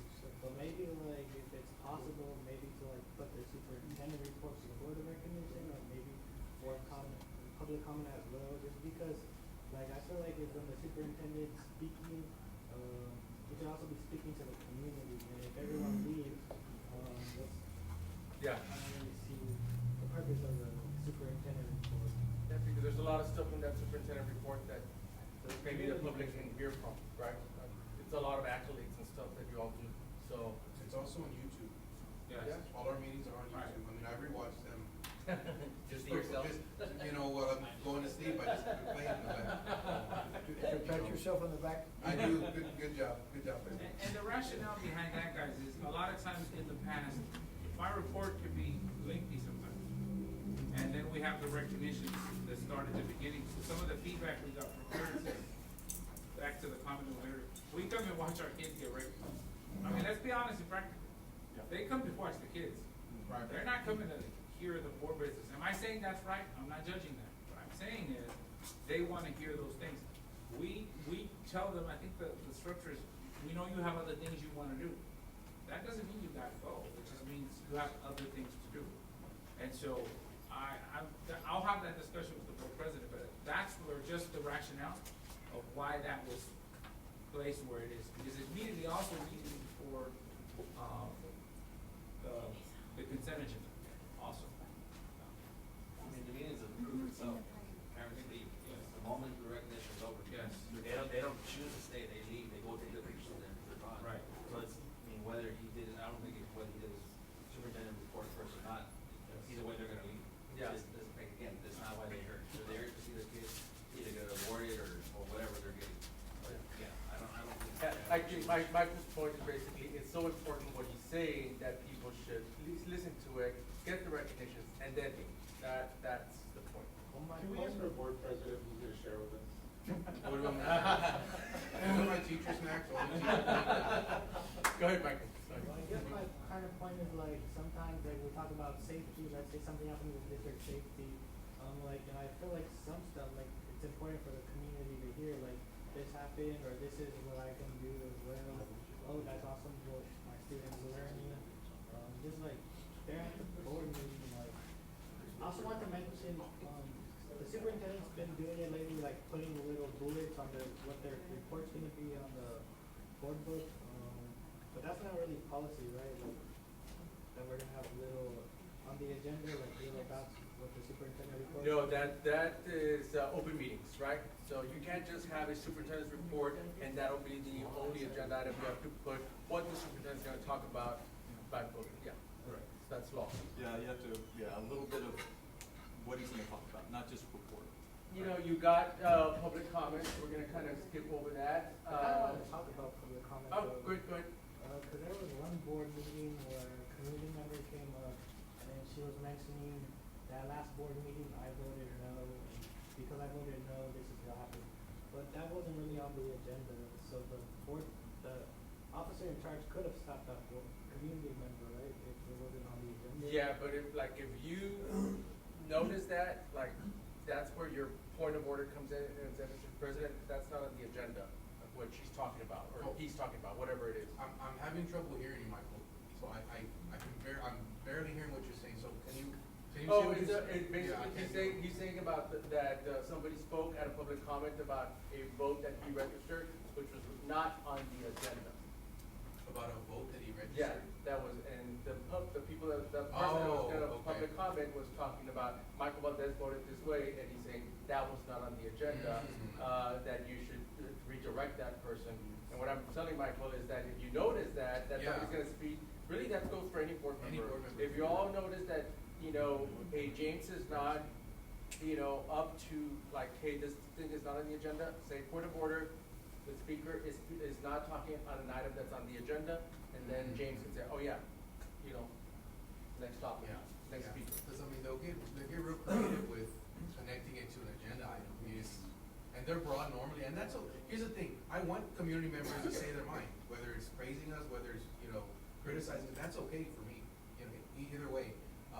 So that I am a little bit lenient with, hey, you know what, you know, let them say that, but at the same time, any board member can say, you know what, point of order, and I'll agree with you, I'm not gonna argue with you, because that's what you want, so. Billy, I That's guess how I see when, it. people sign up to speak, they sign up on an agenda item. They have to be specific on the agenda item that they Right. wanna, speak about, and if they don't, I go and talk to the individual and say, hey, you know, what are we really wanna talk about? And so we look at the agenda, and then they specify the agenda Okay. item, before I even give it to the board president. Good. Yeah, I'd also share too, so from a practical point of view, board members, that's a real difficult place to be in when you're the board president. I'm not saying that because you have pity on the board president, that's not what I'm saying. What I'm saying is, the line is very blurred. That if we, this is why the question about the bullets on the superintendent's report. We have had people that show up that sign up for something and then veer off into other things. So I want to be real transparent with you. When I'm up there, part of my role too is to work alongside the board president. I'm watching, I'm listening. I have to be aware of a lot of things that are going on at the board meeting. And so, if we're gonna go down that road, then we're gonna apply that rule very evenly and very direct too. You should. Correct, because I don't particularly remember right now if there was an actual name said, but that's happened in different instances. And sometimes, guys, cause I watch too, it's the immediate shock of, the board president is not sitting there with the gavel, just waiting for somebody to say something. It's, you're listening too while you're looking at the script, while you're looking at everything else, and then it takes a few seconds to wait, was that just it? Yeah. Or is that in line with what people have signed up? So I would say to the board, think that, reflect on that before we make any brash judgments, because if we're gonna go down that road, then we've had numerous speakers that could have been shut down in 10, 15, 20 seconds. You're right, yeah, yeah. And I've had that to be transparent, I've had the conversation with Ms. Castilla, I've had the conversation with Dr. James. We reflect on those things to be fair to people that sign up. And when there's good information, we don't respond. But I do like to find people, yeah, you hear me say something like, I receive what you said, that's my way of saying, I'm listening to you, and I'm gonna do something with this. So, again, we need to think about those. There's also some boards around Texas that, cause our board comment is only related to the agenda, so some boards, they have like separate, like quarterly, if you wanna talk about anything outside of the agenda, we're having this special. public Yeah. comment. So I got a case to share with you, and I think I'm gonna be running out of time, but I wanna share it with you because and to give you why I recommend to stick with your item. So Jerry Monroe shows up to Houston ISD, to go talk, and basically says at the board meeting in public comment, either about a principal, either you take her out or I'm gonna take her out. So the board president reacted and basically said, Jerry Monroe, that's not appropriate. Jerry Monroe then gets a letter from the superintendent's office. You're not allowed to come back to the board meeting. You have a principal that's terrified for her life. And basically, at Houston ISD, we demand positivity. Well, Jerry Monroe gets a lawyer, sues Houston ISD. At the end of the day, goes to litigation process. Jerry Monroe wins $300,000. Why? Because basically Houston ISD had this thing that we mandate positivity. The law is not on Houston ISD's side. If you're going to have a public comment that lets anybody talk about anything and everything, if you're going to allow the good things about Principal Salazar to be said because she organized a cancer walk and it was very successful, then guess what? If somebody doesn't like Jessica Salazar because she is, takes a 2-hour lunch, you're gonna have to listen to that. And that, you can, if not, you get into viewpoint discrimination. And that's why Jerry Monroe won $300,000 from Houston ISD. And what I tell school boards is that once you allow, and I agree with you, Michael, because a lot of our clients have these things where they wanna hear from the public about anything and everything, then if somebody's not happy with your custodian, or your bus driver, or your teacher, you're going to have to allow for them to be able to say that, like, if that custodian or police officer is going to be praised at the board meeting. And to me, it makes no sense for people to talk about a custodian, talk about a teacher, talk about a principal or an administrator when they are not even, like, a school board member can't really do anything about, right? Because at the end of the day, you know your function, and you know if people are not happy with that principal, like Jerry Monroe was not happy, then you go file a grievance, and go through the channels to get rid of that principal, or file a complaint with the agency, whatever the case may be. So my advice to you and every school district that we work with is to basically have agenda items only for public comment to protect your employees, because you will have the Jerry Monroes out there that have said that. Having said that, remember, for board members, the law is pretty clear. You signed up for it, and the law says that you can be publicly criticized. So if somebody does not like Mr. Delgado's vote on a certain thing, or your position, or your social media posts and stuff like that, you signed up for becoming a board member, and that's gonna be part of it. And like Tony said, you have, for example, board members' duties and responsibilities on your agenda. That allows somebody to come in and sign up about, like, you know what, I don't like Marta Castilla because of what she's doing with X, Y, and Z, and they're gonna be able to talk about that, because it's board members' duties and responsibilities on there. By the same token as the superintendent, the same thing. They can praise Dr. Hernandez, or they can say negative things about him because he has the superintendent's report on there. Okay, so that is my rationale for, why I recommend agenda items only. We had a meeting in San Marcos the other day. Sir, This person, yeah. can they use our names? Yeah. They can say our names and. You're elected public You're elected officials. officials. You gotta have thick skin. Yeah. So we had a thing at San Marcos, and this lady that was on the shack tweeted all these negative things about the LGBTQ community. So as you know, Texas State University, a lot of young kids in college, they all came to the board meeting. They all wanted to talk to have the board remove this particular person from the shack, because at the end of the day, it's the board that appoints the shack members, right? Because of what her views were about the LGBTQ community. And at the end of the day, it was something that was not on the agenda. The board could not do anything about it. So we listened for 3 hours of public comment just there. There was no agenda item, but they had this thing, as you suggested, to allow anybody to talk about anything and everything. And you listen to 3 hours, and then you go on to your regular business. Well, and It doesn't really make sense to me. And I think, like we mentioned earlier, there's several other avenues of complaining of the process, of engaging, Yeah. File agreements. And so I get where you're coming from, but I agree with you, like, sir, I think it's right that we need to stick to the agenda items. Because, again, it's gonna take more effort and time and resources at a board meeting, I think, than just, hey, talk to your principal or talk to, the next person that's in the process. If we open it like that, don't we get stuff that we would be in the weeks if we responded, or micromanaging? If we open the agenda like that without it being just the items that. the Well, board- Martha, many people don't know the difference between what you do and what he does. They think that you are also paid, number one. They think that you also manage schools, and it's okay because the public doesn't understand like anything and everything. So they'll go to a meeting, like I had one in El Paso the other day, where the superintendent decided to change the kindergarten graduation from this to this. We had 30 parents going and talk about it. That's not even something that the board does anything, where the graduation's gonna be, that's an administrative role. So that's to your point about, yes, you allow for people to talk about anything related to the school district, then you have this thing where people talk to you thinking that you can do something about things that you have no authority to do things about. So, anyway, folks, that's the end of our time with you today. You have Title IX immigration stuff on your materials that you can kind of read. And of course, if you have any questions, you can always follow up. We're gonna pass the vote down. Tony's gonna stick here because in order for y'all to get credit, you need, a certificate from our office. I have to go to Medina Valley for another meeting, so, but thank you so much for your time, all right? All right.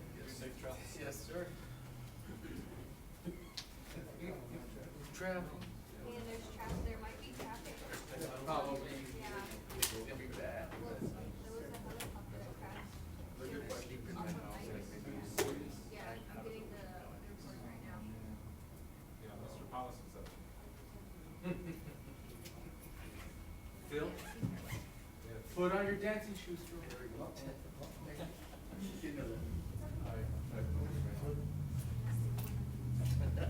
Be careful. All right, I told you, Sorry. okay. I'll get you more. Promise. Yes. One.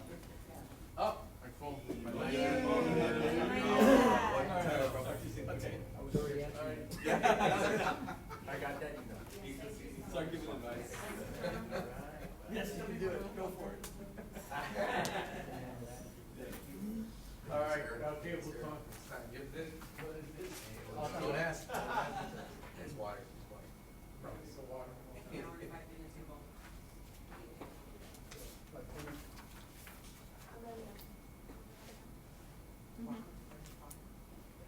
Okay, ladies and gentlemen, tonight we're gonna talk about administrative guide for policy management.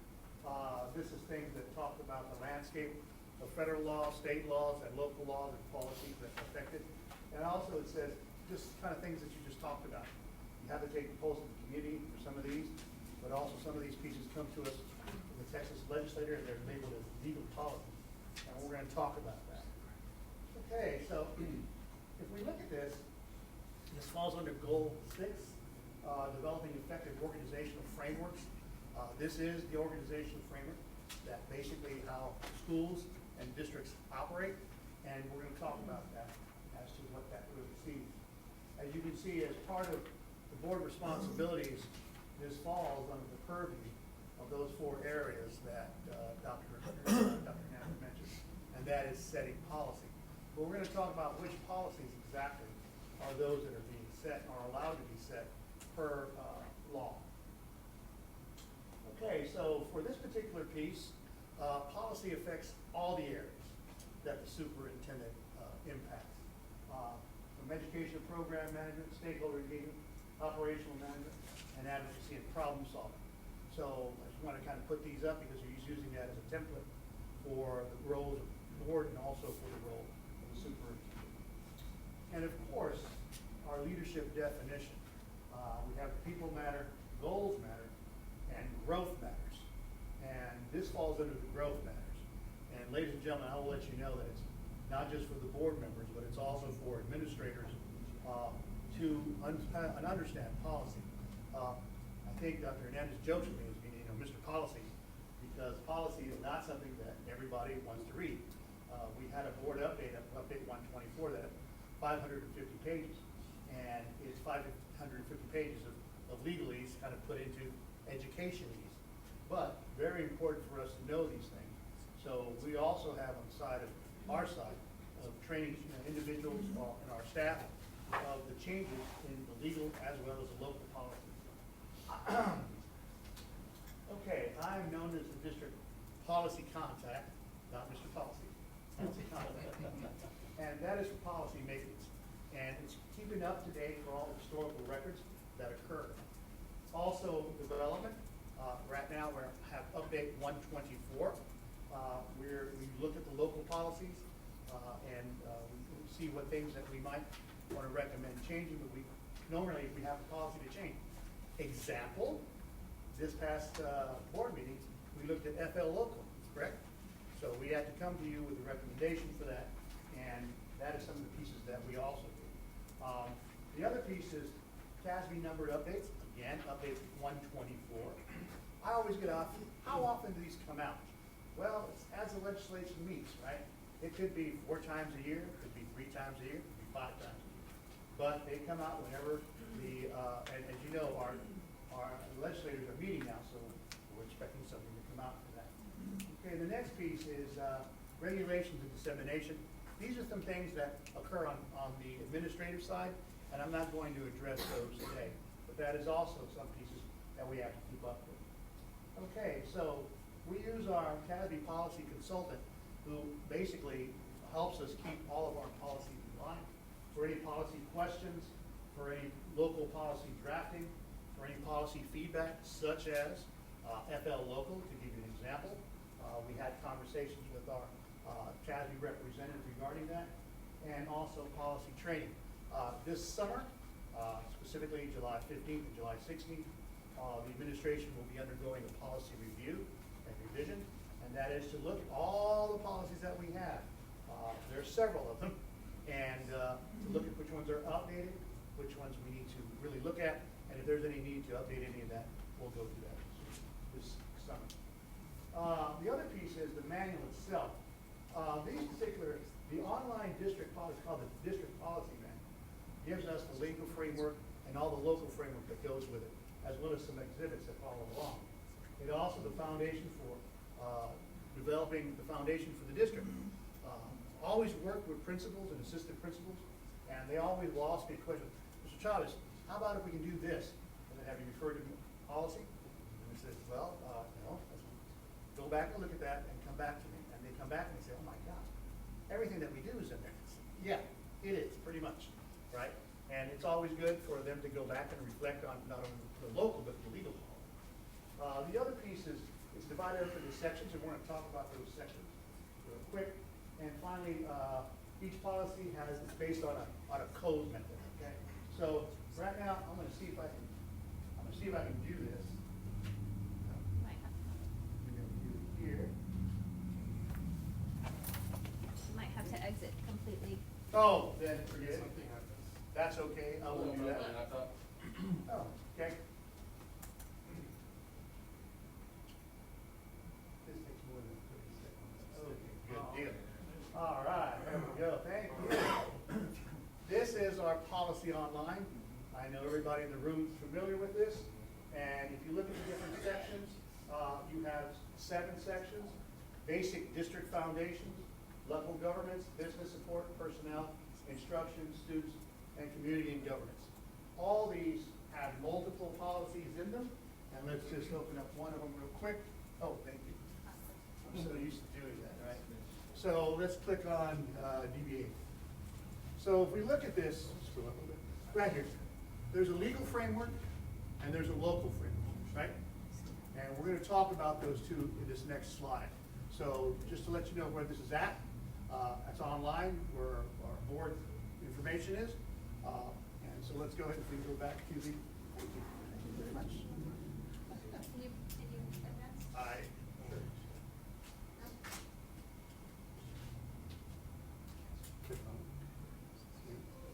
Okay, so legal and local policies, right? Our legal policies are those basically applied by legal services. But whenever the legislature comes out with laws, they send those laws pertaining to the education to TASB, or to the to the commissioner. The commissioner reads them and gets the legalese and places it in education, in other words, right? And that becomes our legal policy. Now, those legal policies, that policy online that I just showed you, every district in the state of Texas has the same policy online. If you were to go to the legal policy on our district's website and any other district's website, it will be the same policy. Remember, that's law from the legislators. Local policy here represents specific board decisions and local mandates addressing specific issues. Like when we went with FL Local, right, regarding student records. Adopted by the board, essentially reducing legal risk and ensuring consistent practices. Now, that's basically the practices that represent what we do here in the district. And the local policies are under the purview of the Board of Trustees. You can address these, you can,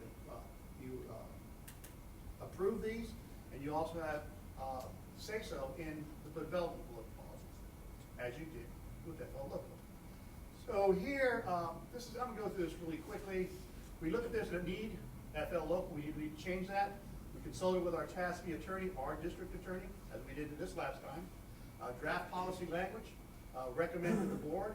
Board approves it, as you did for FL Local, notify TASB, and update district documents. This part is really important, right? And I shared that with our administrators. Okay, so what? Now it's just student name. Well, that goes out to everybody in the district, and every person, every department needs to understand that because it impacts them in different ways. The campuses, they need to know what to send out. Our PEMS person, they need to know if they get requests. HR, if they get open records requests, they need to know how to respond. So all these impact the decision for how a district operates. So numbered updates, update 124. That's going to be discussed at Tuesday at the board workshop. So we've already had the administrator review. There's a certain number of local policies. We've gone over the legal policies with the district leaders. We went over the local policies, and as a administrative review, we could either say, you know what, this policy meets what we do in practice, so we're going to approve that. If indeed it goes egregiously against what we do, and we believe that we want to make sure that our procedures are in place, then we would see how would we conform to that legal or that local policy. If we feel that this goes completely against what we do, then we can make a change to that. Normally, we look at this and we see how it fits with our legal policies, and then go through for that and make a decision on that. The board, review and adoption. We're going to go through that process real quick. Like I said, Tuesday, you'll have that look at those board and local policies. And remember, there's a first and there's a second reading. So we'll have the first reading in March, and March board meeting on the 25th, you'll vote for it, or not vote for it, but have the first reading. And then in April, we'll come back to you, the same local policies for update 124, and then at that time, you can choose to approve them. We'll notify TASB once the board has approved these local policies. These are the policies that are approved, and this is how if there's any changes made, we'll submit those. And then we'll incorporate to our policy manual, and of course, communicate that out to the entire district. Okay, so this is kind of a quick review of how we do this, right? We get the policy update, review both those legal and local, communicate legals. Question, if I have 50 legal policies, does that mean I have 50 local updates? No. Matter of fact, we have about that many this time, and we only have like 7 or 8 local policies, right? So all of the other legals, we're responsible for that, for carrying them out and make sure that we're following the legal policies. Because if not, then there could be some kind of legal consequences for that. They're very important. Make any appropriate recommendations of the policy. If no changes are want to be made, then we recommend that to you, board. So we'll be making a recommendation to you on these local policies. And remember, we got to go through 2 readings. Place the update in the chart and follow that up. So this is what you're going to be receiving, right? The TASB local update 124. Here's the board agenda. There's 1, 2, 3, 4, 5, 6, 7, 8 agenda items. CH local is affected by it, and so that's it. You're also going to get what's called explanatory notes. These are the explanatory notes for all 8, and explanatory notes are going to give you a brief description of what's inside that particular document, right? So you have the 8 descriptions here. It tells you again, here's the FFG local, student welfare, child abuse, and neglect. So when you have these, you're going to have an annotation that's either going to be deleted. So you're going to get something that says, okay, what did they change? I'm voting on this. What did they change that they're having an update? If there's a strike through in red, they're deleting that text. If there's addition, the new text will be in blue. Blocks of changes that were moved within the body will be outlined in move text in green, and revision bars appear to the right. Just like this.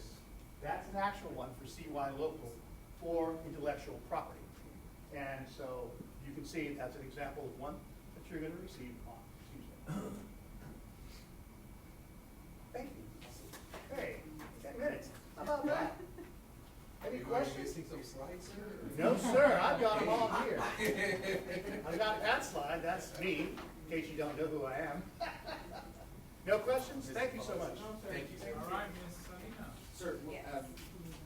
Yes. that email that you clicked over to, or that link, sorry, Yes. I can press that, you said where? It's on our district website. District website? Yeah, so it's so normally we have it under the school board, Okay. webpage, because it's the school board's function to approve local Okay. policies. So yeah, you'll find that there. Can you show them real quick? I think it might be easier just, See, yeah, I'm more of a visual. learner. yeah. And you'd be surprised, everything a district does, and I'm not kidding, almost 99% of them are addressed in policy, legal or local policy. You tell, go to your policy and it'll tell you what you can and can't do. But in the old days, it was a book about that thick of Show you policies, Mr. Vidal. and now they put them online. So here it is, we go to menu, right? Our district, school board, and then you have a whole plethora of things. Advisory committees, by the way, are there, and then board policy, right there. Nice. Okay? And there's that location of everything. Okay? Is Lawrence good? No. Oh, well, I just wanted to give her props, because they've been working on, Yes. we got good feedback from the community that we needed to ramp up our website. Thank you to Lauren and Ms. Salinas, because it falls under her office. They're doing a really good job of cleaning it up. Thank you so much for your time. And Thank then you, sir. y'all have a page. So if you click on school board member, Oh, man, look at that. you guys are here. Those are some good pictures. And then, of course, our board meetings, board briefs, I mean, pretty much everything. Go back to local policies real quick, Sure. just so the new board members, they're categorized too. Yeah. Yes, by letters. Well, see, student information, then local governance, business, personnel, instruction, students, a lot of, everything the board does is right here. Board meetings, a lot of stuff. How we govern. Yeah, how we govern. But, so that they're categorized in sections, so it helps you, and then you just click on it and you find it. So if you're bored this weekend, there you go. Okay. Yeah, plenty to read. So also, go up Oh, again. sorry. I'm geeking out on this, because we look at this all day. But you know, that search engine, you type in the topic, and it'll, the policies that are, like, if you wanna put, I don't know, curriculum or whatever you wanna put. So it takes you to where the policies talk about. Oh, so it's linked to the TASB website? Yeah. TASB. Oh, it's not our website, it's TASB. Yeah. Oh, okay. That's the one that I described that every district has. The same legal policy. I see. And Okay. legal's the same, but I didn't know local. that. Yeah. I thought it was our Learn website. something there. Yeah. I learned something, guys. Well, y'all are members of TASB, and TASB helps you update your policies. So when y'all pass a new policy, you send it to TASB, so they upload it and make sure. I like that, okay. So, Dr. H, so we can find out there who orders Chick-fil-A? Yes. Oh. That's on the EIS. Don't give everyone that. It's all public. I mean, that's on first mind. Policies? You didn't hear what he said. No. He said we can find out. So real quick, Michael had a good question. So you have your legal, and then your local, and sometimes you'll have exhibits. And the exhibits are like grievance policies, they have an exhibit, which is a form that you're supposed to use. So you'll see the legal, local, and exhibits. So not all of them have an exhibit, not all of them even have a local, but most of them do. And those were the exhibits and regulations that I didn't read to you. Yeah, That I so can you cover go. those regulations. Sorry, Terry. Oh, no Kind of problem. go ahead. That's okay. Good evening. We're gonna have a conversation on leadership. Dr. H talked a little bit about what we are doing around our leadership definition. And so this is gonna be one of several different trainings that are gonna kind of ground us around how we develop our own personal leadership. And so what I'd like to go ahead and do before I get into all of this is I wanna kind of set the stage. What you see on the tables here, on your table tents, one, you're gonna see on the other side of those table tents, your board norms, right? These were norms that were created, 3 years ago, two and a half years ago, right? And so I know there are new board members that have come on, right? And so what I'd like you all to do is you're looking at these board norms and kind of learning. This is an opportunity to think through what may need to be added to these norms or what may need to be further clarified, right? These are intended to be living documents, and the goal is that everyone is committed to the same operating norms. The other thing that you see there is something called 16 phrases you hear in a zero blame culture. We're also going to be weaving into this learning for you some of the things that our senior leadership has gone through. So this summer, when all of our STAR assessment scores, we have instituted formalized after-action review plans. And before we engaged in this after-action review around what happened, we set the stage, and we did this with our principals. This has been district-wide with our leaders, around how we approach work without blame, right? That doesn't mean that we don't take ownership. That doesn't mean that we don't hold ourselves accountable. What it means is we don't point fingers. We start here first, right? So I wanted to kind of frame that. You all also received the article, right, that kind of went with this. So before we kind of get into this part, I'd like to just kind of throw out a question around what did you think of when you read the article? Was there anything in the article that stood out to you? And I'm not gonna call on any one person, but if there's anybody that would like to share a message that was gleaned from that, please go ahead. Any brave takers? You talking about the article that Yes, was sir. emailed to us? Yes, sir. Well, from what I read was, how the, like, it says right here, well, I have it up, it says that I told you so, who messed up, trying to point finger, take or point blame on somebody, you know. I've never been that type of person. It's always, you know, all right, we messed up as a team, how can we fix it, you know, so that's where I've always, since the military, I've always been there, all right, it might have been this person messed up, but no, you know, we're a team, we're a family. What did we do wrong? How can we fix it? How can we make it better? So that's what when I read it, that's what I thought of. So Thank you for sharing, Mr. Corral. Anybody else? Yes, Yeah, sir. when I read it, one of the things that I thought about was when I was a supervisor is I would always tell my employees that their failures were my failures. So that if it didn't go right, that was my fault. And that I needed to know how I could improve the environment for them so that they can succeed. Thank you, and that is an excellent point. And as leaders, that's kind of the position that we're in, right? Everything rises and falls with leadership. And so that's where I'm not gonna go too far. Yes, sir, I'm sorry, Mr. Valdez. The thing that I was having a hard time with was like hearing like employees also reading it and like seeing that y'all do this as a senior leadership team, like for the employees of the district. But like, how is this really tied to our employee governance? So as we think about blame, right, and we think about team, and we think about cohesion, and we think about respect, at the end of the day, regardless of where the individual vote lies, once the board votes and something is passed, that's ownership, right? And so everyone has to walk in that. And that's part of being a team. And so when we looked at this and we were working through this zero blame culture, it's really about that, right? I mean, you can look deeper into things and all that other stuff, but really the message we want to send here is building team. How do we build a team? And, you know, we have operating norms and standards as well, you know, as a leadership team. And that just helps us move past the things that we may not agree with. Because the bottom line is, when we walk out of here, regardless of how we felt, we are all going to stand in unison and we are all going to buy in because we're all required to do some part of that work, right? And so I thank you for bringing that up and I appreciate the connection. I'm glad you asked that, right, because this is something that I really wanted, because in my head, I make the connection. The reason why is because we are a team, right?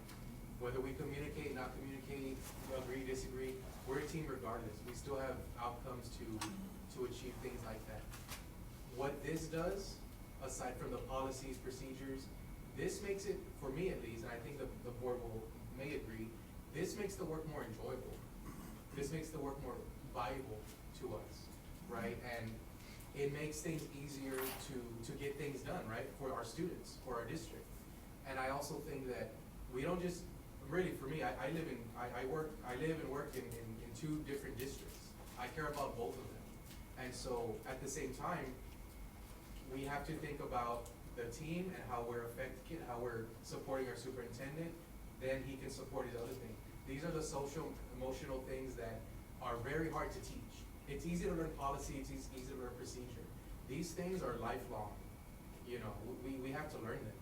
And the thing is, you're on a team, we're all on a team. And whether you wanna admit it or not, not you specifically, but just anyone here, you know, if things aren't going well with us, it's going to affect the rest of the district.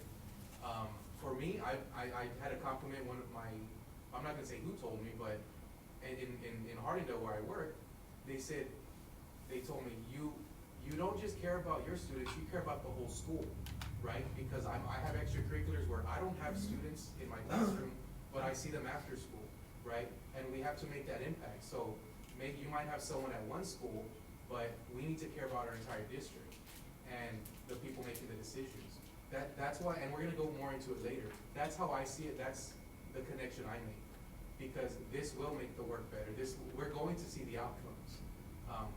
We've seen the outcomes, but we've also seen, not Frank, but frankly, we've also seen what happens when we don't get along, when we don't have a shared direction.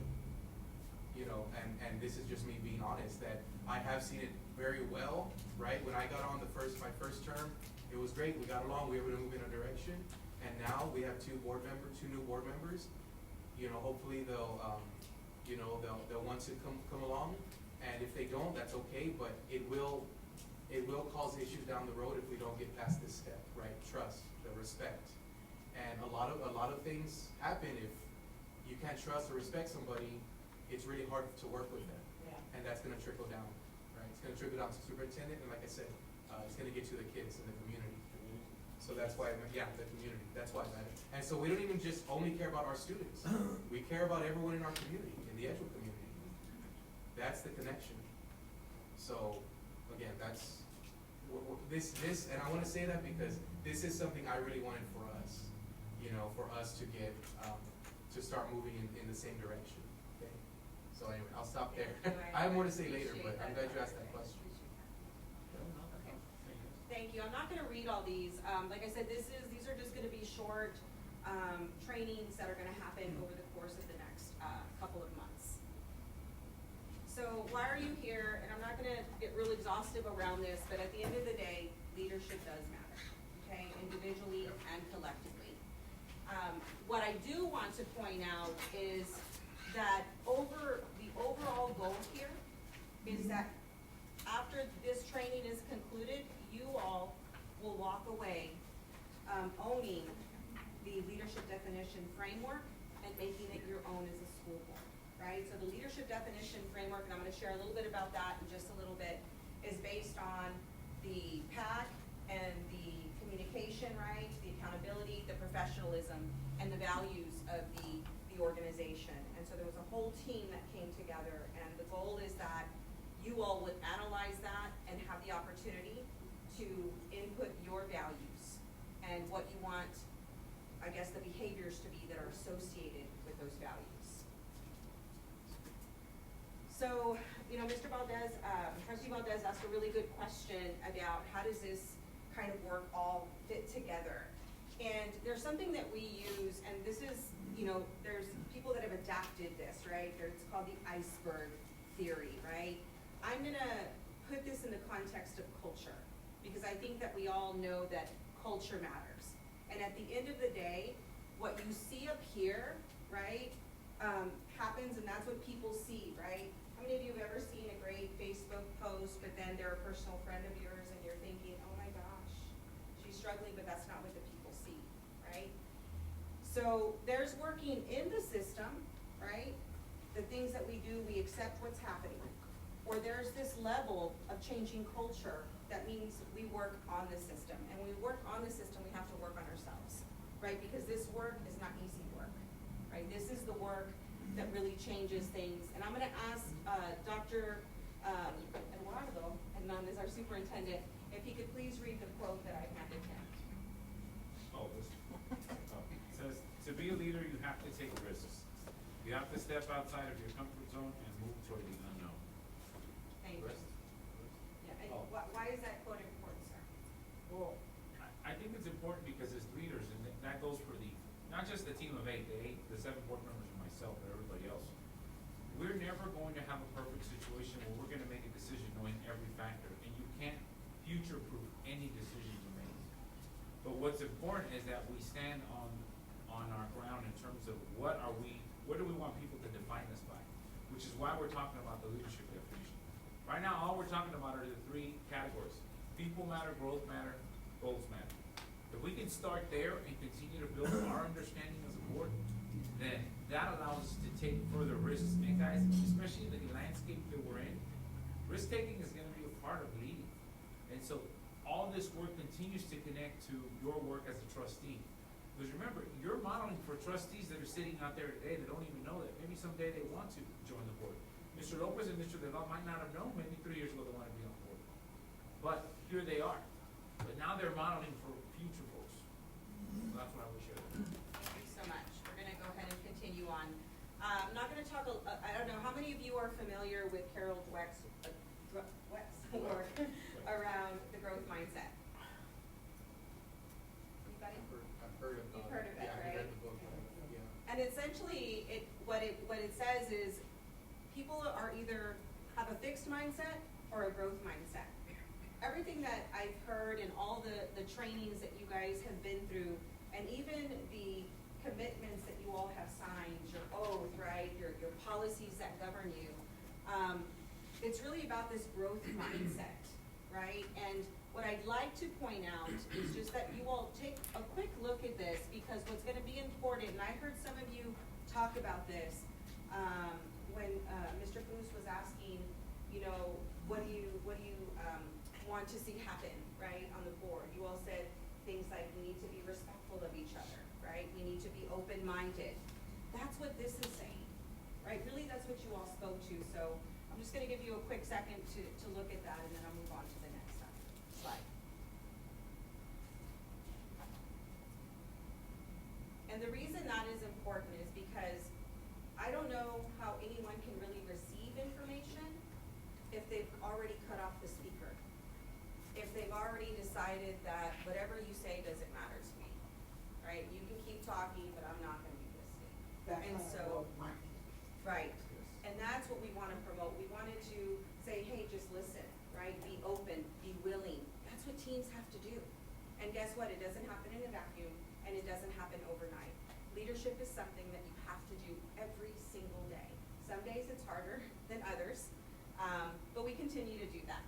And so for today, we're gonna just talk about a couple of things that we've done as a district. And by district, I don't just mean, you know, senior leadership team. I'm talking about changing the culture of every leader that impacts the people they lead. So when we talk about district leadership team, we're talking about principals, right, that impact 60 staff members, that impact paras, that impact families. And so it does trickle down the organization. We're gonna engage in a little bit of self-discovery. There are a couple of things that we were gonna do in the session that I'm gonna just kind of have you guys do on your own, and we'll pick up later. And then at the end, you all are going to identify your standards of integrity.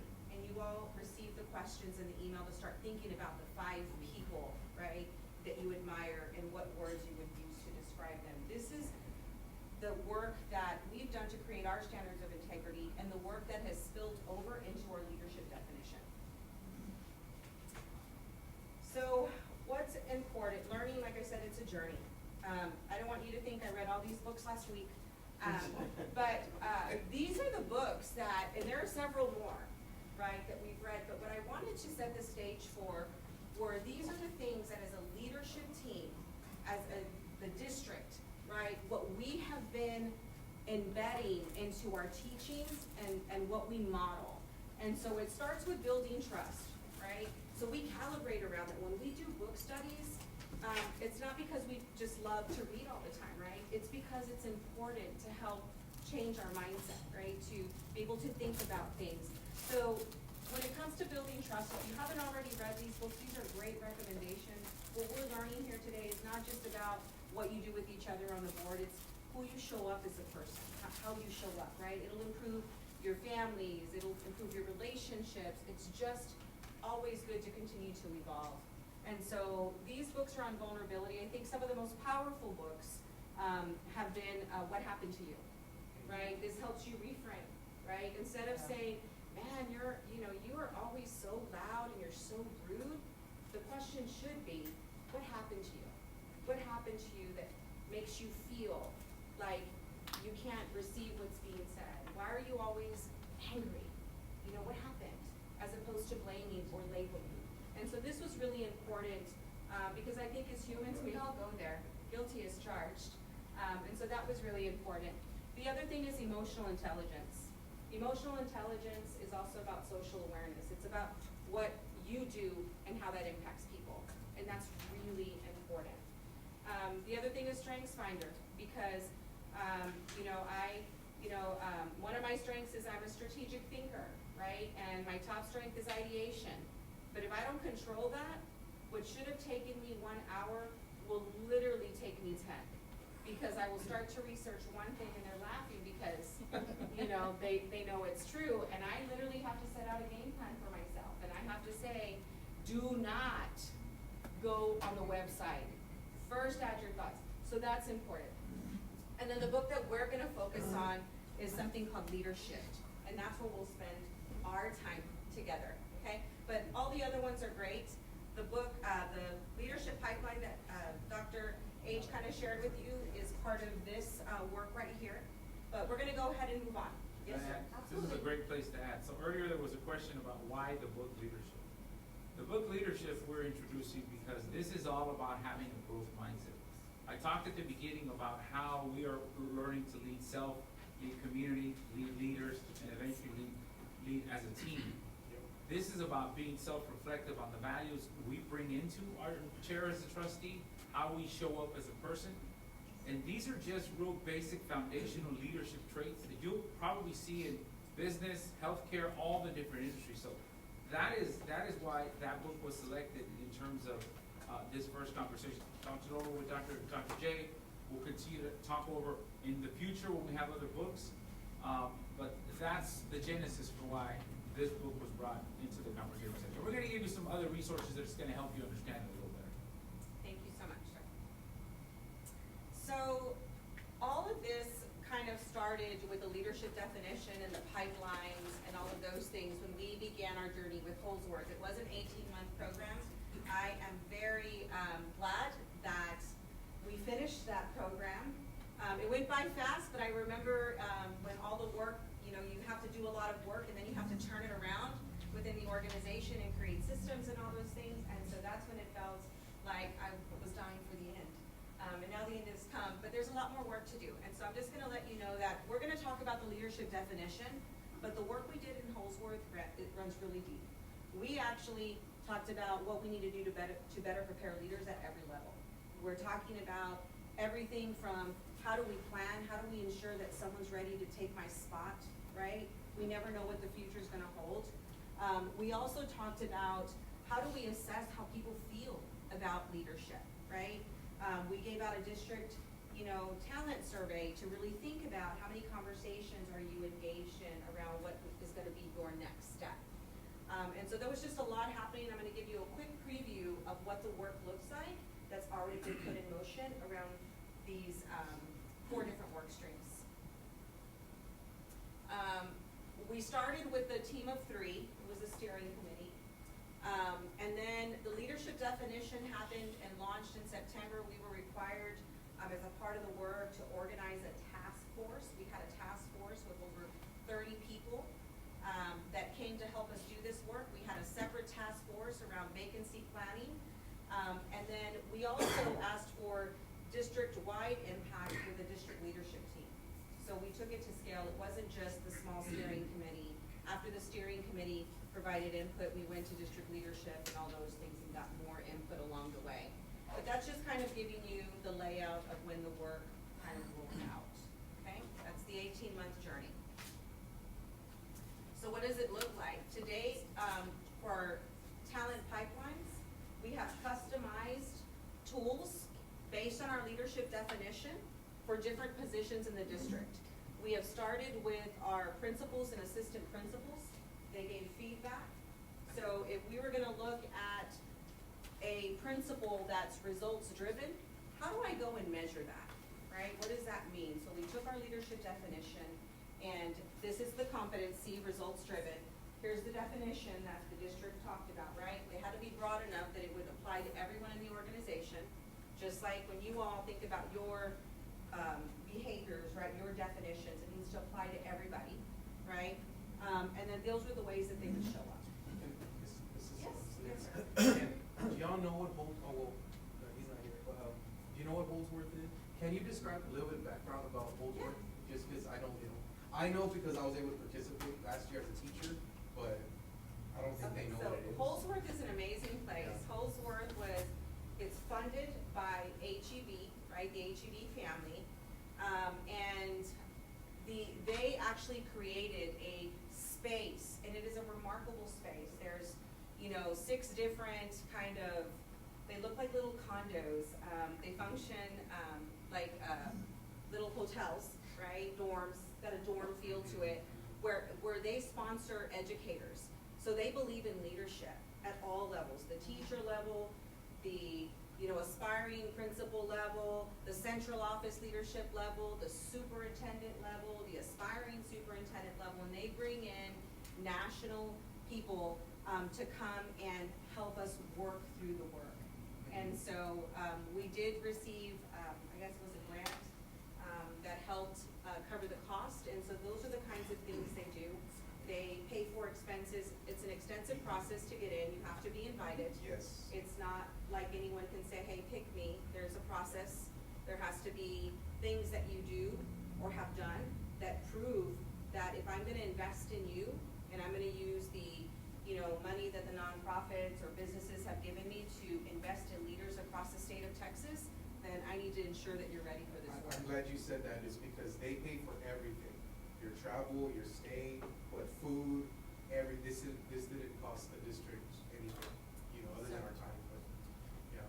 So it was a labor of love, and Right. so you can see there, I'm not gonna go through all the tools, but when we looked at the district talent assessment, it gave us an opportunity to really think about what we need to work on as a district. Okay. So we have a process for how we analyze, like a SWOT analysis around it.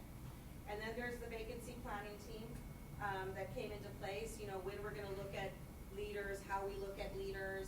You see the leadership pipeline there, and then we also looked at our data, what's happening in our schools, so that we knew what we could do to support our leaders.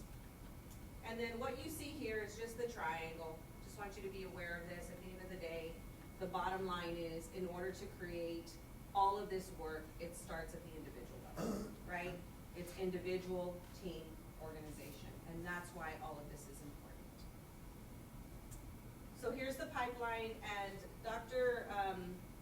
Hernandez kind of shared some of this earlier. What I want to just highlight on this graph is there are 3 different things that we have to consider as an organization, and that we considered when we developed our leadership definition, right, as a district. We had to think about what were the skills that were required in order for us to be able to measure, right, what's been defined. As we think about how we prepare leaders, how much time do we need to give people to grow? So while we have this little continuum and it has September and May and February, that might need to change for some people, and that's okay.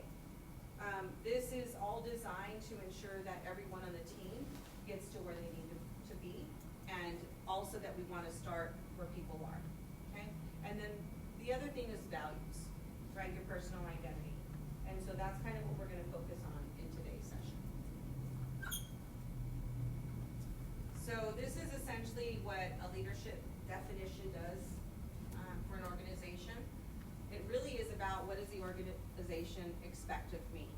The question, and that me, it is in different cases, right? These are the employees of Edgewood ISD, right? You all are the board, so as you think about and start looking at all of these things, I want you to think about these questions as we go through, okay? I'm not gonna quiz you later on or anything, just want you to kind of look at it and start to internalize it. first session is really awareness.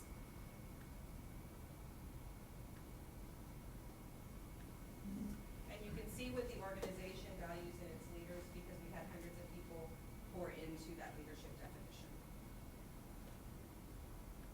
This was the team, the task force team, that kind of met regularly and did all of the nitty gritty, the research, the reading articles, the refining, and all of those things before it went off to other individuals.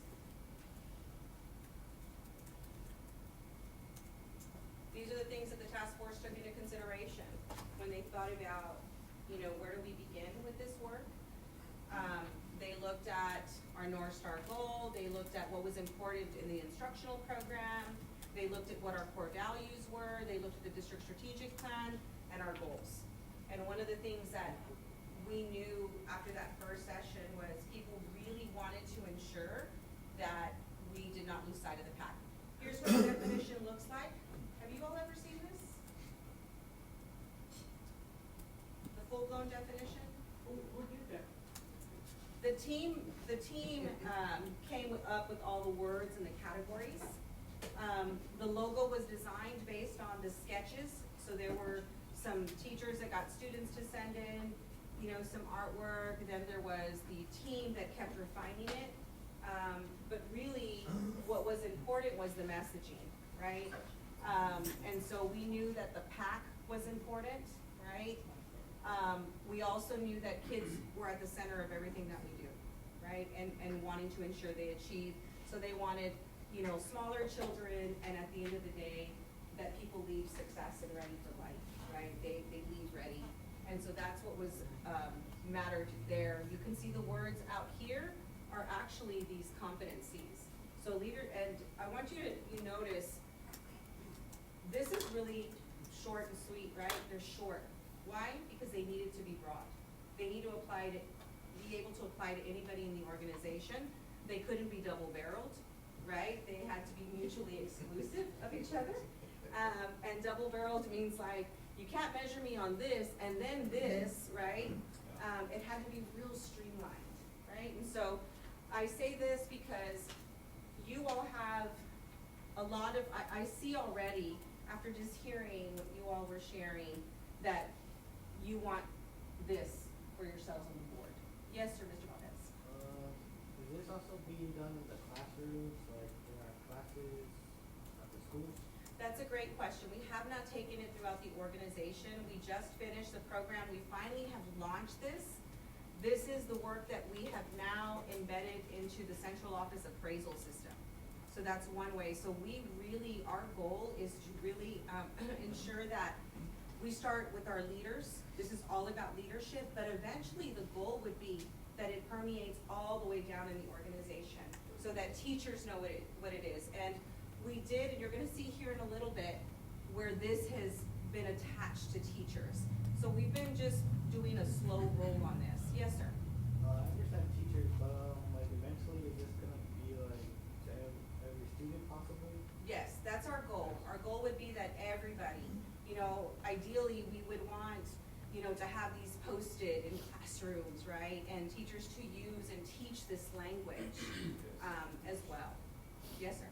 Yeah, because I think that could be really effective, because when my leadership CASD, we went to Huddle ISD, and it's kind of something similar to this, but they're doing the leader of the meet, the Oh, seven yes. habits. You talk to the students about it, and they tell you how it's really helping them. Yes. So that would be nice. Yes, sir, thank you for that. And in this particular school, they have the learner profile. And so they have these values that drive the classroom conversations and hit the students. Yes, sir, Mr. Soto.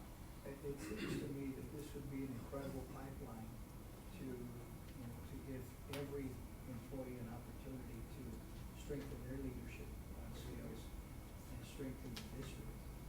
Absolutely, thank you. And we are intentionally going slow on this because we need to ensure that we don't create a disruption that impedes progress. One example of this is our principals already get evaluated by TPES, right? Now, the behaviors, let me see, where are those? Behaviors that we had listed those look-fors. Remember I told you we had some look-for tools here? So the behaviors that we have listed in these look-for tools, we made sure that they were aligned to TPAS, right? And both our assistant principals and principals get evaluated by that. For our central office leaders, we rolled it in with all positions director and above. That includes us, right? Any position that's director and above has that behavioral aspect of their evaluation tool. And then this is the way that we're starting to integrate it. Remember we talked about direct alignment and enhancing what we already have that was working. And so you all have seen the leader of the pack, but now you'll see the logo. Why? Because now when someone goes to nominate someone else, they have to align it to the competencies and descriptors. So we're continuing to refine these processes. The goal is that over the next couple of years that we begin to just get tighter and tighter, right, in all of these things and get to roll it down. This is an example of the appraisal system, right? And now the goal would be, as I said, that this would trickle down into the, trickle up with the school board, and then get to have some input into what you want your leadership definition to sound like and look like. And now, I believe that's Mr. Delgado's quote. If Mr. Delgado, if you could read that quote for me. You cannot grow yourself if you don't know yourself. This quote stresses the importance of self-awareness for leaders. Personal growth begins with understanding your strengths, weaknesses, values, and areas you need to work on. Thank you, I appreciate that.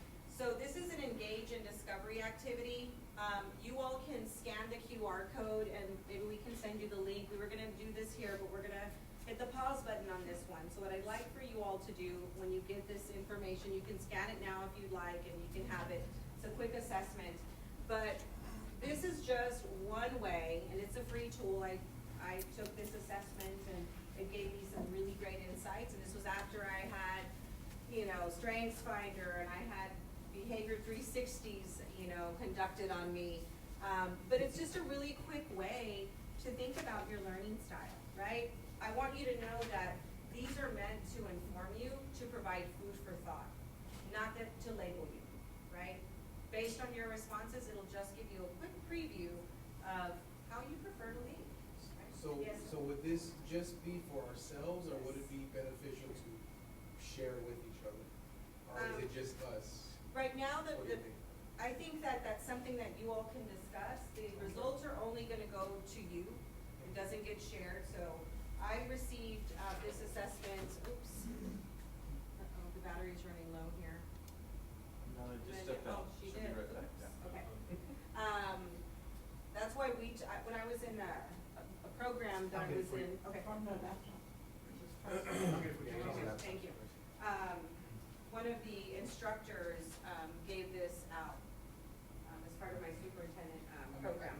I would, maybe not now, but I would like to know, like, which board members would be interested in, in sharing theirs, not now, but, maybe later. I'll share mine, but, I don't know. Yeah, I think that's a great idea. I remember we talked about vulnerability and we talked about trust, right? This is a great way to start the conversation, because what we often find, and I've learned this, as I've managed different people, you might have a perception of somebody, right? And never fails. I used to work with this person, but I didn't supervise them, and I heard feedback from other people, and now they're my employee, right, that I directly supervise. I have to be very careful how to filter that, so that I give people an even footing, right, into the relationship that we need to build. And so that's why this is kind of important, because remember we talked about the book, What Happened to You? Sometimes understanding how people lead or why they lead is important. Like, one of the things that came up when I took it is advocacy, right? And, Phil knows this, in team meetings, it's like, man, I can be like a dog with a bone. It's like, let it go. Uh-oh. But part of that is my advocacy, right? That's part of my leadership style. But yes, we do have that, so we can kind of move on, and I have my hand up. And so the next thing I wanted you all to do before we get into this. These are the questions that I'd like for you all to kind of think about when you take the assessment later. Where am I?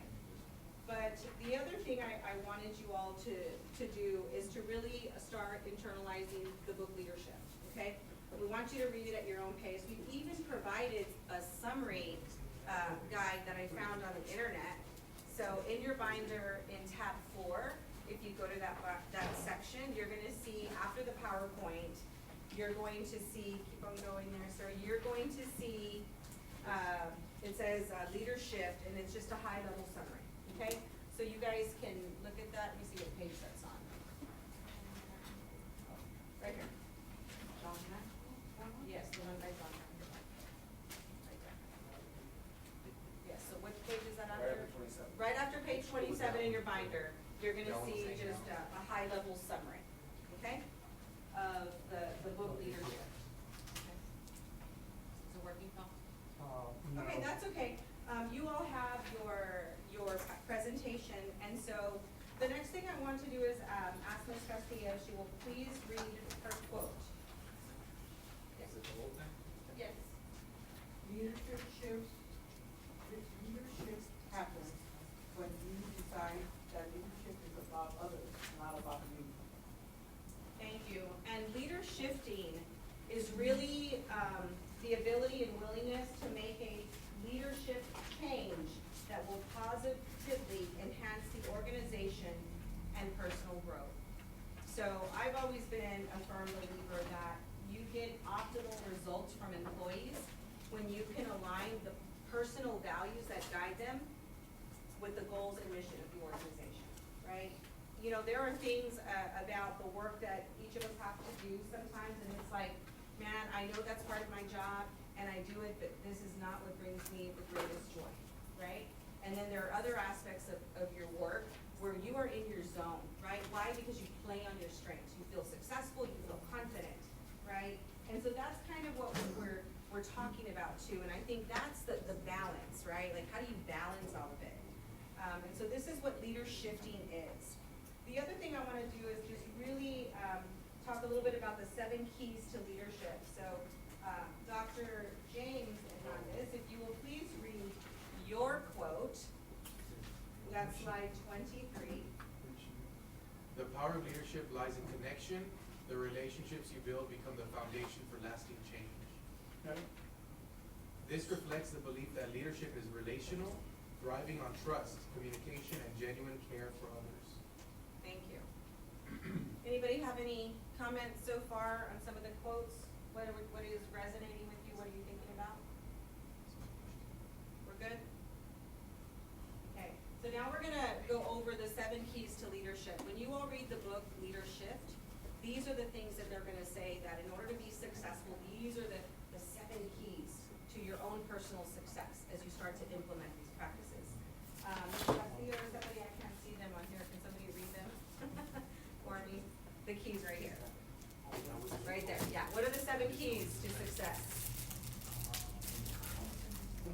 Get what is done. Right here. It's too late, that's why. Yeah. I'll give you one. Thank you. Anyone?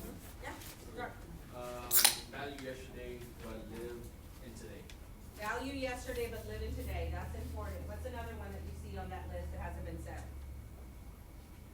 Page 21. Continually learn, unlearn, and relearn. There you go, 21. Another one? Reliable speed, thrives on time. Rely on speed, but thrive on timing. Does context matter? When you bring something up, when you want to do something, when you want to make a change? Right. I like the move forward courageously in the midst of uncertainty. Thank you. Yeah, we make tough decisions all the time, right? And the school board makes very tough decisions because they have a lot of people they answer to. So that's always important. Is there another one? I heard 4, right? If you're looking at the 7 essential leadership. No, the 7 keys. 7 keys, Yes. yeah. I like the live in today, to think about tomorrow. Yep. What haven't we covered?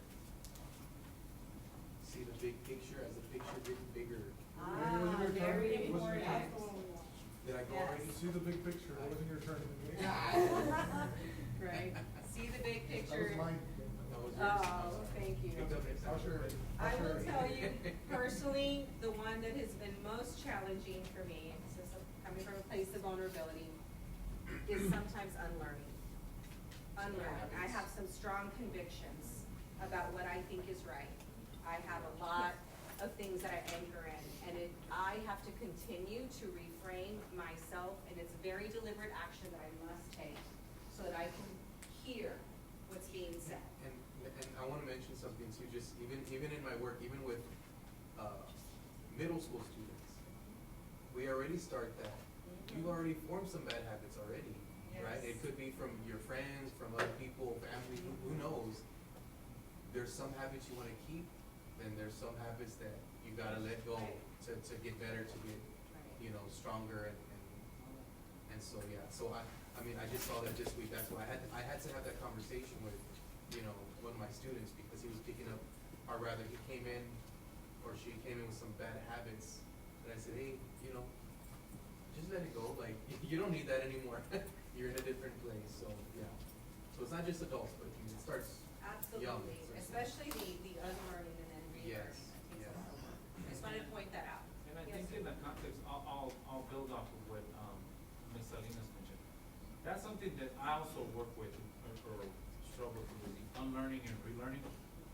The book that she alluded to earlier, and I know Dr. J was asking me, hey, when did y'all read that book? The What Happened to You for us was really profound, because when I came in, one of our discussions was about, we've got to unlearn and lift that we come into our roles with baked in ideas that were taught to us by our parents, by our community, by our experiences, our failures, our achievements. So if we're not aware of them, then they end up showing up in our work. And I've been I try to be as vulnerable as I can with them about ideas that for me it was landscape, right? I came from North Texas to South Texas. I had to learn what South Texas was about. And then it was the community that I got to serve and getting to know our community. And so the context for this team, the team of 8, is we've also have to allow ourselves to remember we walked in with ideas, they're gonna change. The landscape that we don't control from the federal, the state government has a direct effect on how we lead. And why is that important? Because guys, what you do and what we do collectively affects, and some of you have gone down to the restroom this hall. You see a couple of teachers are still here. Yeah. They're working late because they love what they do. We try to teach them that there are things that are out of your control. We need you to focus on kids. That control is here. And even in the light of it, let's be honest, there are some things that are just pushed down to us. And we have to be proactive. So that is cogent to why we have to continue as a team to continue to learn together, unlearn, relearn, and have a little bit of sympathy. And like what you said earlier, I'm responsible for the things that I do, and it's not about pointing the fingers. I'm reading a book, the Navy SEALs book about executive leadership. I'm listening to it. And the first lesson is on that. As the leader, you are responsible. You said that, Mr. Lopez said that as a supervisor, you are responsible for what's happening. And so it starts with us. So that's why lead self is important. And I wanna connect what I said to what, Ms. Valdez mentioned. If we're gonna ask the kids and teachers to do it, we need to be able to do it first, I think, and model it. And that's actually what I was thinking of, that's the next conversation we're gonna have. Because originally it was admin, and we're gonna work down, and I said, well, this is great, I want my board to do it too. I want us to do it too, I want us to be involved. And we have to do it first though, we can't ask the students and teachers to do, what we're not willing to do, we have to. Because if not, we're hypocritical, like they don't trust us, Thank you, I appreciate that. And one of the things that we know is that the one thing we can always guarantee that's gonna happen, and that's, some of it's in our locus of control and some of it is out, is change, right? It's gonna happen to you or you're gonna create your own change. If you're unwilling to learn, then that's gonna be problematic. And so we see this as an opportunity. When we can move out of this zone, then we can begin to think about innovation and trying new strategies and those type of things. You're also gonna learn about the 11 essential shifts. I'm not gonna go through all of this, they're in the little book summary, and they're in the books that you received. But there is, shift 1, moving from soloist to conductor, right? As a board, and we talked about team, this is really talking about, you know, what you do should be driven about what's gonna happen with the success of a team, right? When the conductor gets up, and the reason why it's a conductor, when the conductor gets up, if the conductor starts doing this real fast, what happens to the people that are playing? And I've never been a conductor, so I don't know what this is, but I've seen something like that, right? What happens? The tempo increases, right? And people go really fast, or people get confused, right? If I'm not doing it in the right way. And so this is what it says as leaders, you're conductors. You're ensuring that the team, right, is running cohesively. From goals to growth. It is about measuring personal growth. From perks to price, moving away from a mindset centered on personal rewards toward one that embraces the cost and sacrifice necessary for true leadership, right? Because you could be everybody's hero today and maybe not tomorrow, right? And then it's pleasing people to challenging people, and this is a real hard one, right? Because, you know, we want, you know, people, you know, to like us, you know, everybody, you know, kind of wants to have friends and those kinds of things, but when you have to also be in a space where you're able to challenge people, right? And that's important. And we do it in ways, and by that we also mean stretching beyond their comfort zones, right? And I know personally, you know, over the last couple of years, I've had a lot of stretch moments, right? And, you know, one of the things that Dr. H has said very publicly that really resonated with me was, you may not always think I'm being good to you, but I promise I'm being good to you, right? And that's his whole notion around the stretch, right? So, one of you has this quote here. Mr. Lopez. A leader's true strength is found in lifting others up, not by holding onto control, but by releasing it. Thank you. And we talked about ladder building, right? You're gonna learn about this in one of the 11 essentials, so wanted to kind of highlight that. And you see there that where that quote connects, and all the quotes you have, by the way, come from this book, Leadership. Okay, and you see ladder climbing to ladder building, and all of this you're going to see is interconnected, just different ways of looking at your individual impact on a team. But really, as a leader, we think about, you know, oh, I've got to do this, that, and the other, and if you do this, then I'm going to get the next promotion, right? What this book talks about is you need to make shift 6, which means you are working to build others, right? And the more that you build others, then that you're still going to end up in the place you want to be too, right? And so I'm not going to go through all of these pieces, but I just wanted to. Can I say what I like that? Yes, quote? sir. I like that Oh, quote absolutely, because sorry. when you hold on to knowledge, you're setting yourself up for failure, or your organizations up for failure. It's when you create leaders and when you give others a chance to be a leader and to learn what it takes to be a leader is when you're helping your organization. Thank you. Absolutely. I appreciate you elevating that. Because sometimes, you know, we live in a place where I hope, right, that people want to have my job. I'm not going to be here forever, right? And if I just hold on to that because I want to seem like the one with the most authority and knowledge, then I would be doing a disservice to myself. One, I don't get the feedback I need from the team, right? And two, the organization doesn't grow, right? We limit potential. And so that's why that's important as well. And then we have this quote, and I believe this one was Mr. Gomez. Okay. Thank you, sir. Leadership is not about being in charge, it's about taking care of those in charge.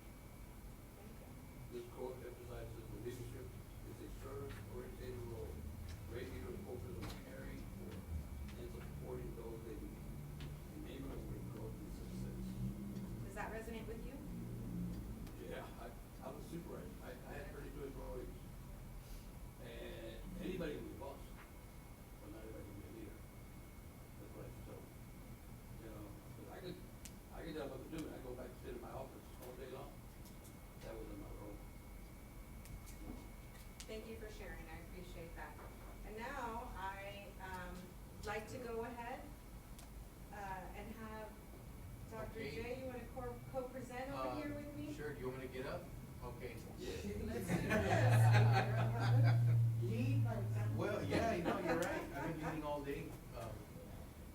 You know, let me move this down. Yeah. So, I think I mentioned part of seeing the Holdsworth, and again, I had experienced it when I was a teacher last year, and all the work they've been doing. Yet the intention is to make it district-wide, but for me, my responsibility, I feel, is right with the board, with us, superintendent. And so, they had mentioned the, integrity being very important to us, or to me and to the district. And so, the three that I chose from the other competencies, even though they're all good, my top three were relationships, collaborations, and results driven. And I hope, based off of my work with y'all, that y'all would agree with that. Now, the other things do matter, right? Communication and all of the other ones. But I really wanted us to start thinking about our own board, like what makes our board have integrity. For me, I think the one that we need to focus the most on is probably number 3, is being complete, right? Because when there's difficult situations, which there will be, coming up for us, that we need to be as undivided as we can, right? We need to be complete, because the community's gonna see it, the students are gonna see it, our teachers are gonna see it, and we need to make sure that, that we focus on those things.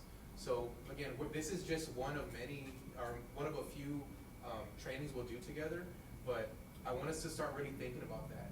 Because my idea is, again, this is just kind of me sharing openly with y'all, is that we create a model for our board that people want to come and actually run and be on our board. It would obviously have to be in Edgewood, but then we can have other districts come and say, hey, your board is doing amazing, just like maybe we can be in that master trustee program.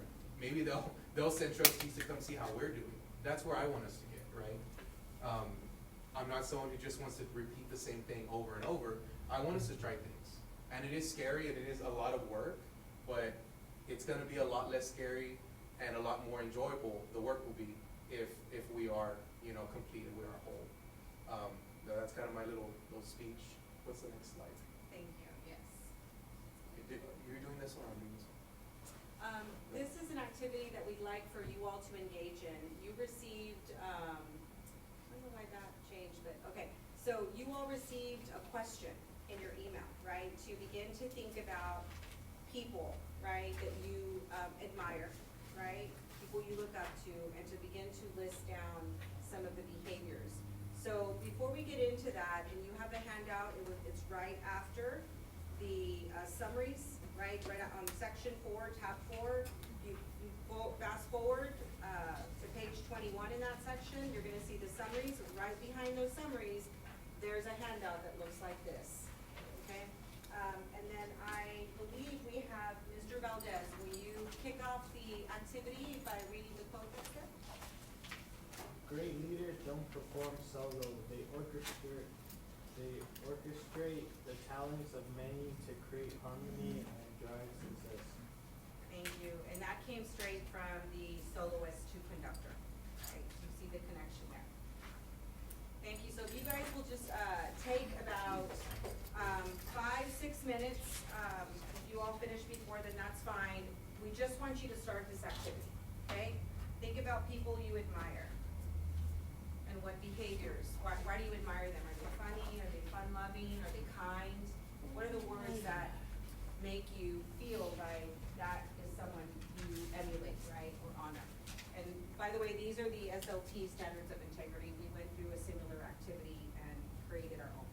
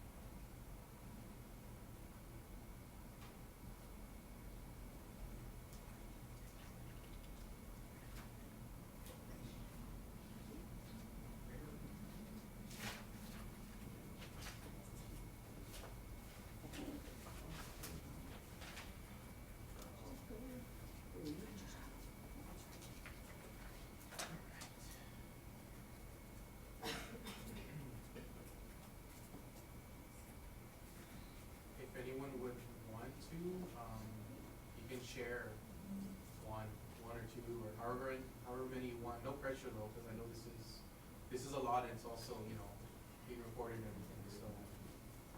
Yeah, so. Can I just go off of that? Is that right? Yeah, you can, share any integrity standard that you picked. And they could be the same as some of these, you might. One or all? I'm sorry? One or all? No, on your list that you have there, that you thought about the 5 people that you admire, what was one of the behaviors or qualities about that person that you admired?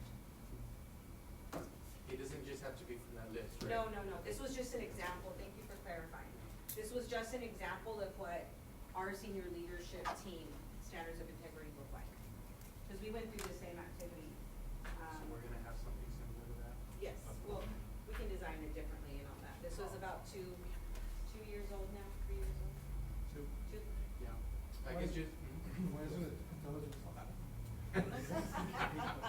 Sorry, that would It be. could be, and the way we came to consensus around this is we all did the activity that you're doing right now. And then we took all of those adjectives and we had to organize them in different ways. And then we had to figure out, what do we wanna call these behaviors, right? What does it all mean? And that's how we came up with these. Yes, sir, Mr. Valdez. I'll say one. Yeah, please. Alright. Thank you. My high school leader, teacher, Miss Casa, I put that she's really committed and compassionate. Love it. So commitment and compassion are important to you. And what we find is that when we admire somebody, the behaviors that we use to describe them are often the things that we gravitate to, right? They're the things that we want to be.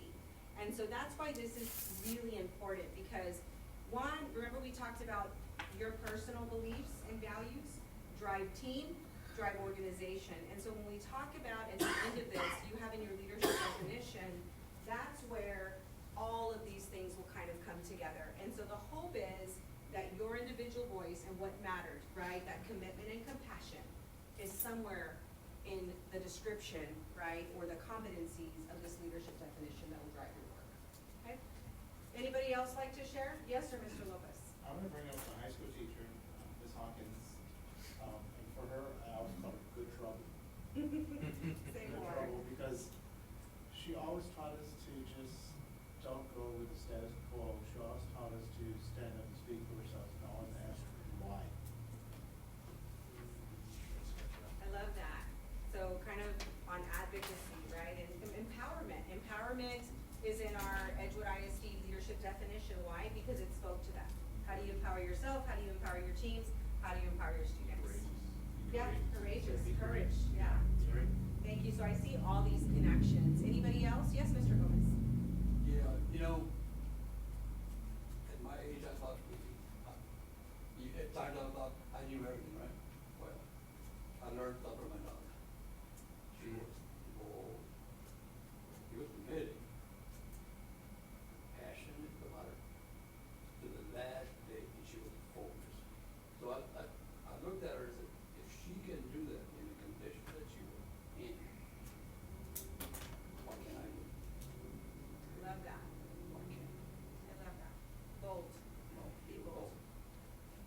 It's her last day, she was focused.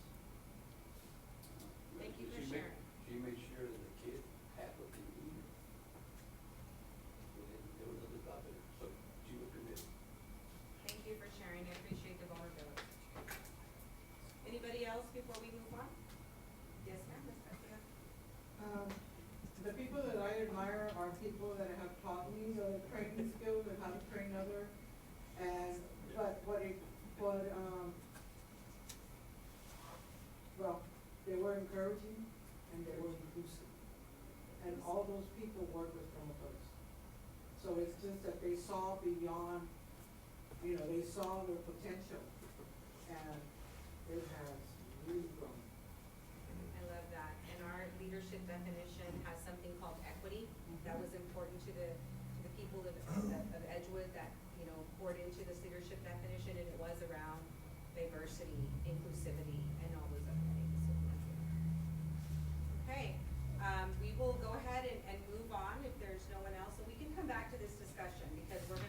continue to add to this list. Remember, this is the beginning, right? And so what I'd like to end with is, I do have Mr. Espinosa. If you could please read, your quote, sir. Leaders take responsibility for outcomes, learning from mistakes rather than passively blame.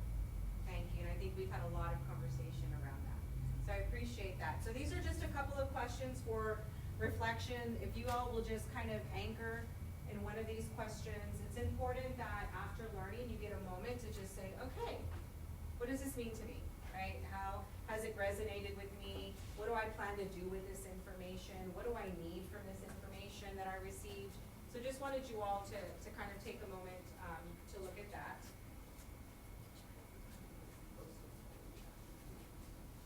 Does anybody wanna share, their answer? I would like to, Go ahead. first of all, I would like to thank you guys for doing this, because I know how expensive this is.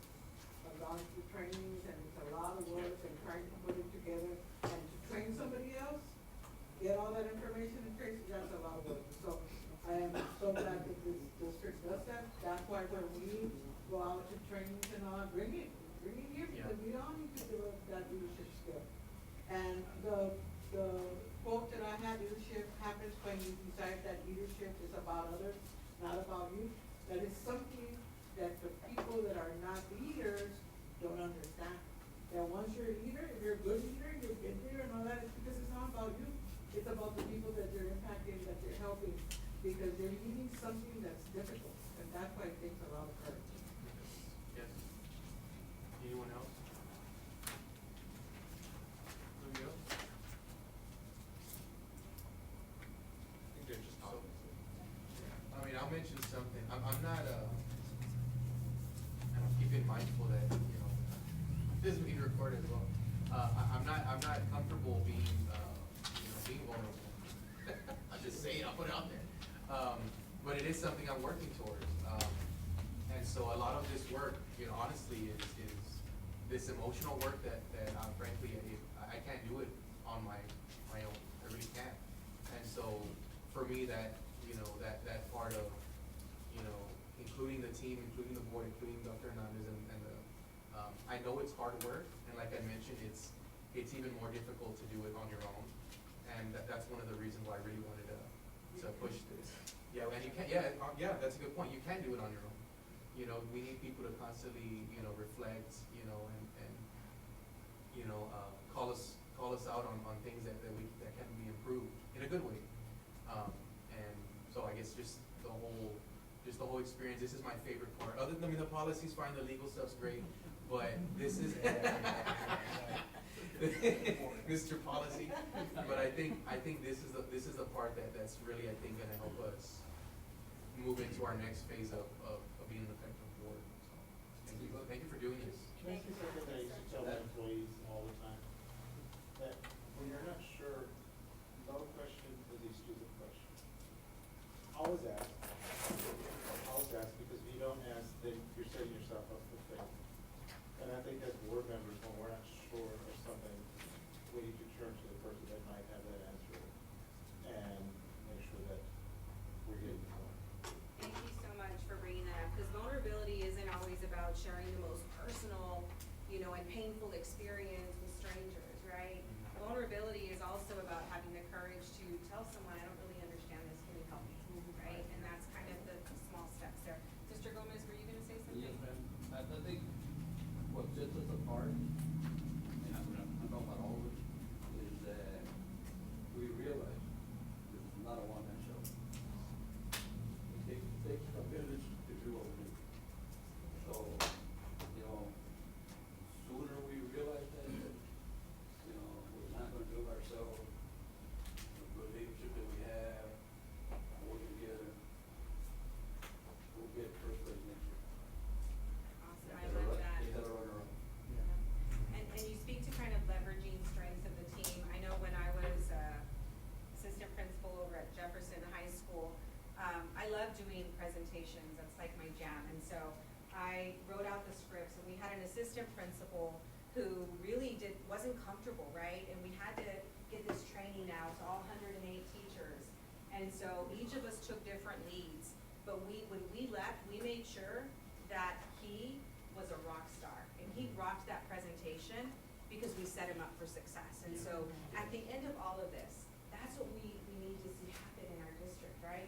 Every one of you should feel successful all the time. Why? Because your teammate ensured that you would be successful, right? And that's what we really want to accomplish, and that's why this is so important. And so I'm gonna move us on, because I know we're running out, but feedback is a gift. We'd love some feedback from you. Your next steps are to read chapters 1 and 2. You have the summaries, right? So just start looking at that book. It's a really awesome read. So I know you'll go through it quickly. Yes, sir, Mr. Valdez. Is there a way to also get an audiobook version? Oh, okay, we can look at that, sir. Thank you. I think Spotify has it. Okay, Yeah, we'll look I into that. downloaded it on Spotify. Yes, okay. And it's We'll- free. Thank you. It's free? Maybe we can send the information out on an email. Yeah. So we'll send this on an email, okay? Really appreciate that. And the next thing we'd like you all to do is to continue to engage in self-reflection. Remember, we talked about, doesn't happen in a vacuum. This one training isn't gonna be life-changing, right? It's the first step in your continual investment in yourself. And so we would like to leave you with something. This is called the Jackpot. It's just a memento of the, what do you call it, I can't say the word. A memento of the experience, right? So this is just a mirror, because it's always important to look inward if you want real change to happen, right? And so that's what that is. And then they all look great. And then the last thing, we would like, you have I know you're fascinated by the mirror right now. There you go, yeah. Sometimes you have to look closer at yourself. That's why there's a magnification on one side, right? So you all can just kind of think through, this is just for you, right? Just keep it, so that you remember, leadership starts with you, okay? The other thing I'd like for you all to do is take that legacy leadership assessment. Okay, we'll send this out in directions. I didn't add it here because we were gonna do it. And then before you jet out of here, if you could please take a pink Post-it and just write one thing you liked about the training. We wanna take that back and analyze it. We wanna make sure that this is impactful and beneficial for you. And so we'll make whatever adjustments. And then when we say grow, that's something that, in this case, we need to do better when we prepare for these things, okay? And if you want extra Post-its, let me know. Who needs to do better to prepare for that? You? Yeah, in general, this whole team of 8 training. Oh. Feedback. How do we feedback? Feedback, yes. And next time maybe we'll do a QR code or something. The pink is the glow, things that went well today that you enjoyed, right? And then the green is, we wanna maybe it's timing, right? The grow is to stay on time or something, I don't know. You all decide what we need to grow, more handouts, bigger fonts, could be any of those. And don't put President Show up on time, okay? And if you need another green Post-it, because we have more things to fix, I will gladly give them to you. We have to close out, so. Okay, guys, join me in please thanking Terry. Let's give her a round of applause. So, thank you again, Terry. I also want to thank Tony. Juan's already gone, but I want to thank Tony for coming in and speaking to us this evening. I want to thank Mr. Chavez for also coming in and continuing to inform you on one of your 3 responsibilities as a board with regards to policy. So, I also want to thank him for that. Because that's been a huge aid for me too, as a superintendent. Like I said, I'm not a subject matter specialist in everything, but it's nice to be on a team where we do have people that are subject matter specialists. So I'm gonna stop right there for 1 minute, and then I'm gonna pick up back. I'm gonna give you a minute to write a few things out, and then we'll close out.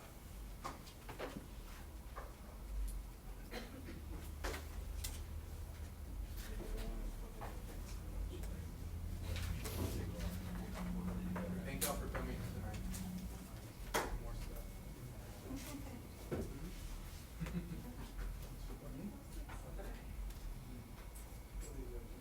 You can leave it on the table. I think okay, so I'm gonna go ahead and keep us moving. So as we close out, first and foremost, this is the picture that I was talking about earlier. So if you recall at the last board meeting, we had a student that came up, Raquel, from John F. Kennedy, that came up and wanted a picture with you guys. Now, board, you probably remember Raquel from 2 years ago, who attended Lone Star Governance Training with us. I'm gonna tell you, she is obviously a very involved student and still recalls that training, and lots of really good observations on her behalf. But what am I trying to get across to you? What you do, how you act, what you say, and what you do, both when you're sitting as a body politic, all 7 of you, on the dais, or you're out in public, the kids are watching. To me, this is an adult now. She's already 18. She's an adult. But she's a perfect embodiment of students that are watching what we're doing and judging us by what we do and by what we do more so than what we say. So please remember that, because you're modeling for the future board members of our district, and that's important. And so we're going to continue to invite kids, as we always done to Lone Star Governance when we go as a team. But I'll leave that there. So today we said we would introduce the work of the team of 8. We'll bring in district legal updates. I think we've accomplished that. Talked about board policy updates. Talked about the school board leadership definition. We started that conversation. And we've also talked about our book study. So I think we've accomplished that today. When we started, I talked to you about what the team of 8 training was going to look like over the course of 2025. But look at the shift that we made. So we talked all day about how we are shifting our thinking. Today we started with leading self. I would ask you to consider that this is not a one-time conversation. So we're starting to shift, but we still need a little more work around leading self. So when you come back in May, we're going to continue the conversation about leading self another time. We're going to build on what we learned today. We're going to talk a little bit more about the book. We'll bring some things that we need updates and things like that. That's going to be the body of our work. When we come back in July, we will start exploring what leading others means in the community. And as of right now, we're thinking we will move that work into September. You don't see December yet because we don't know where we'll be, right? So this is an ongoing journey, but this is one thing that I resonated with me when I went to Hopewood with my team. Many times what we do, we accept roles and we jump into the role, but what we don't shift is our skills and the mindset we bring into the new role. That's a practice, and that's not because Dr. A said it. This is HEB studying this over many, many years. People will accept roles and not shift to the mindset and the skill set that's needed. That is what Team of 8 is going to be about this year. Is how do we shift our thinking and our skills to be a much better legacy board member, master trustee board member for the future of Bedford. Again, you took an oath saying that is what you wanted to do, be an effective board member. And that work, as always, aligns with our priority. You notice how we keep going back to how it aligns to our strategic plan and the work we're doing. So I would invite you to consider this for next time. You know, as I close out, I want you to consider, this is a book that our group studied before. And I want you to home in on this thought. What I've always heard is we want to go from being a good board to a great board. We don't want to be the runner-up. We want to win, right? We don't want to be just trustees. We want to be master trustees. So we're making intentional moves to do that. The word I want to focus on is that greatness doesn't happen haphazard. It's not an accident that happened. It's a very intentional move.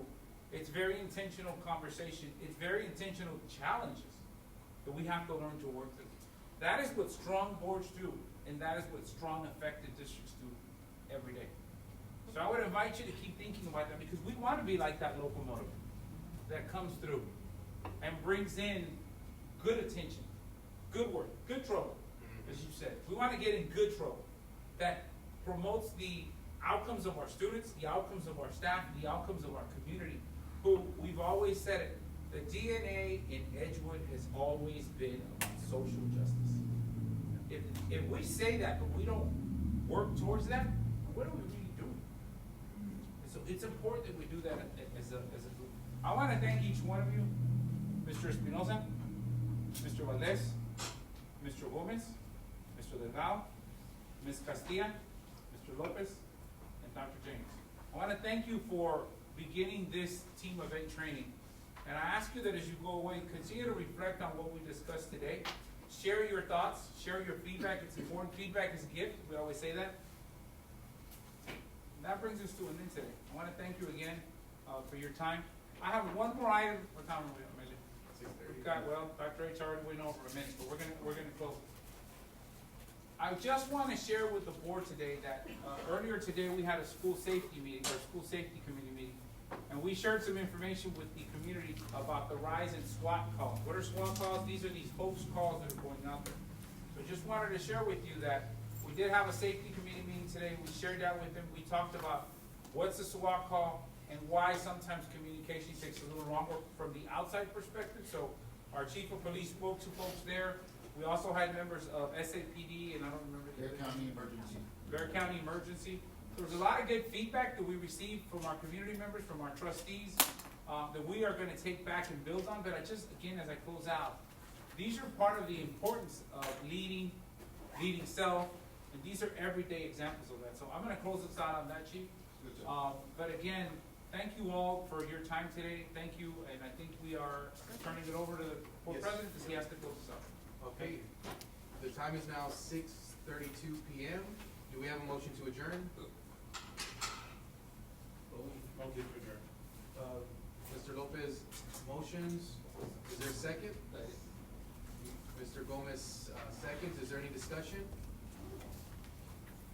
Okay, if we have no discussion, all those in favor, raise your hand and say aye. Aye. All those opposed, raise your hand and say